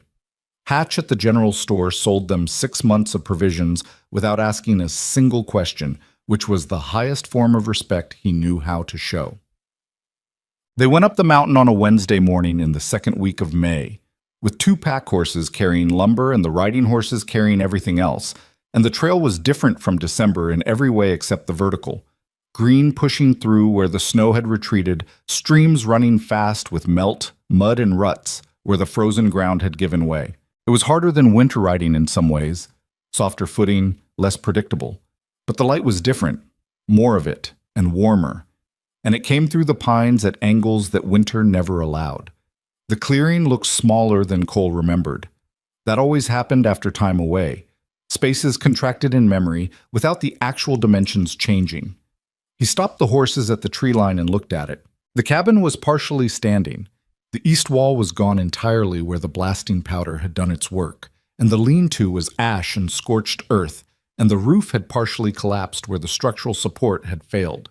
But the west wall and the stone fireplace were intact, and the root cellar had survived completely, and the granite shelf behind the property was exactly as it had always been, indifferent and permanent.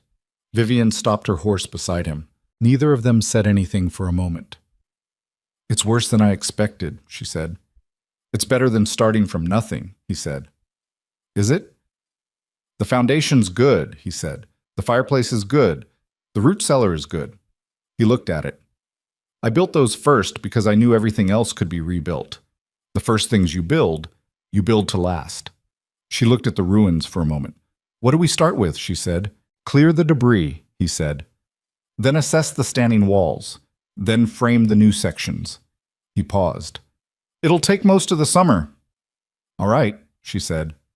"It's hard work," he said. "Harder than winter chores." "I know what hard work is," she said. "I know you do," he said. They rode into the clearing. Bob. The summer was exactly as hard as Cole had said, and neither of them had romanticized it, which was probably why they survived it with their sanity and their relationship more or less intact.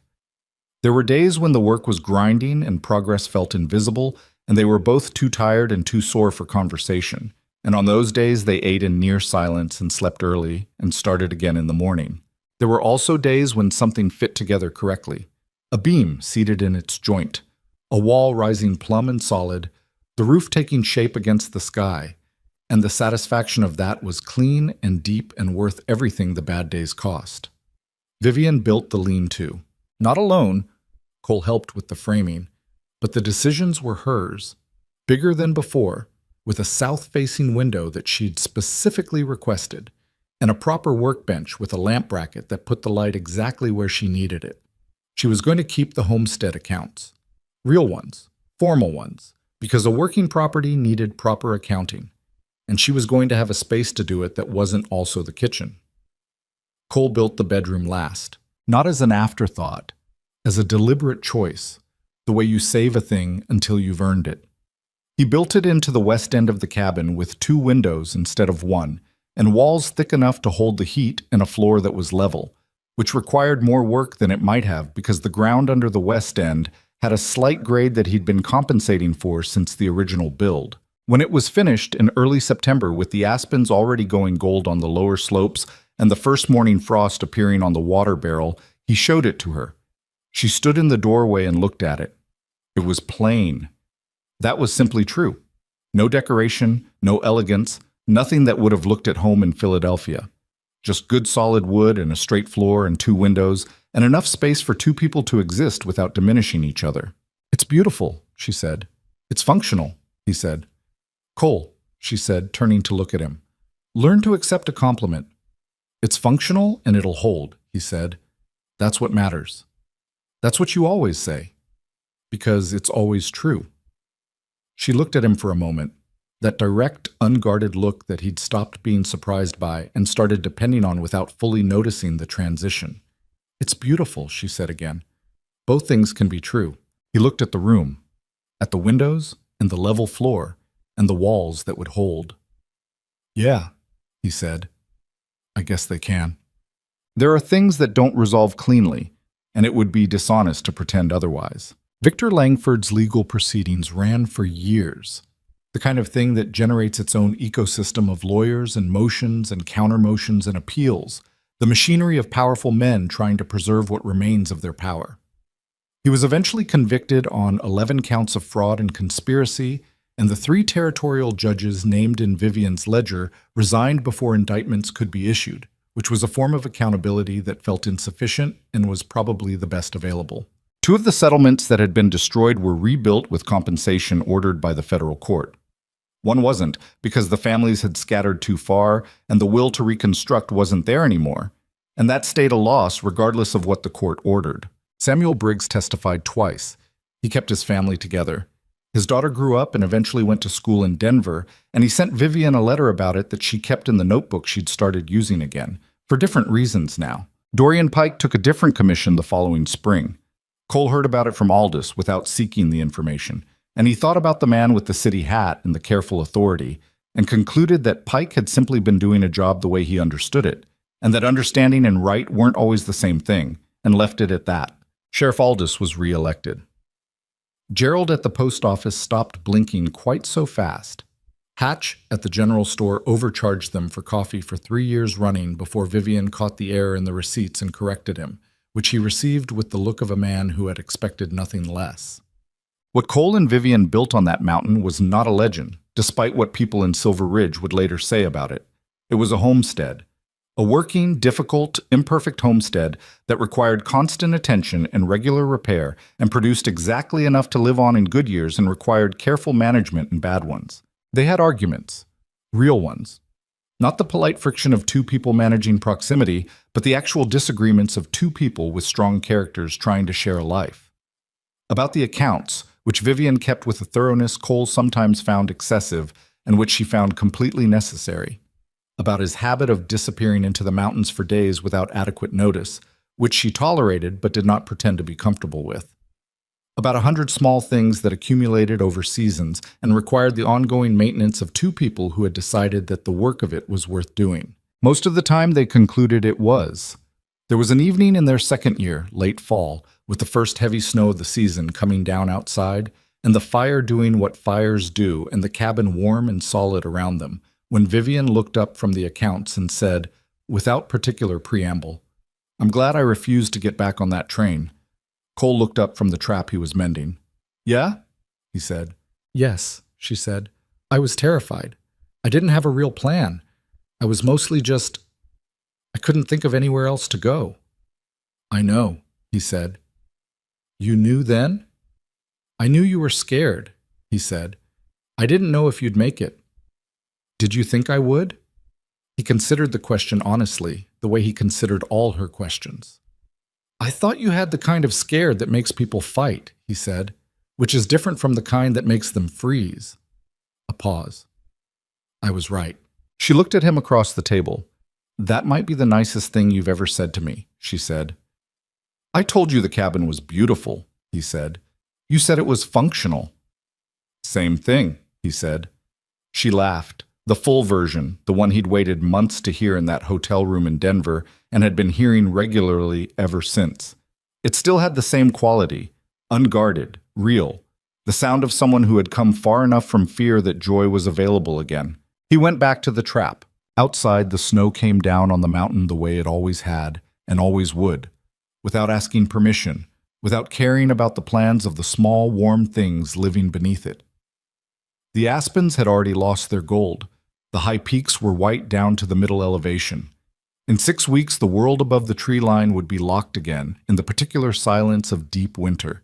The silence that Cole had been living in alone for years before a train arrived 40 minutes late, and a woman in a torn velvet dress refused to get back on it. He thought about that sometimes, about the chain of it. One letter written on a bad night, one response from a desperate woman, one refusal on an icy platform that had changed the whole trajectory of both their lives. He thought about how close it had come to going differently, how many moments there had been. The first storm, the wolf pack, the poster in Silver Ridge, The explosion and the flight and the cold camp south of Laramie. With a wrong decision, the slightly slower response, the moment of doubt that lasted 1 second too long, would have produced a completely different ending. He had made peace with not knowing why it had gone the way it did. He wasn't a man who needed the universe to explain itself to him. He just needed it to hold together long enough for the work to be done. Vivian looked up from her accounts and found him looking at her and gave him the look that meant, "What?" In the shorthand they'd developed over 2 years of sharing space, he shook his head slightly. Nothing. Never mind. She went back to her numbers. He went back to his trap. The fire worked. The snow fell on the mountain outside, indifferent as always, and inside the cabin that two people had built from ash and stubbornness, and the kind of love that doesn't announce itself until it's already become the foundation everything else rests on. The warmth held. It was enough. It was, in fact, exactly enough.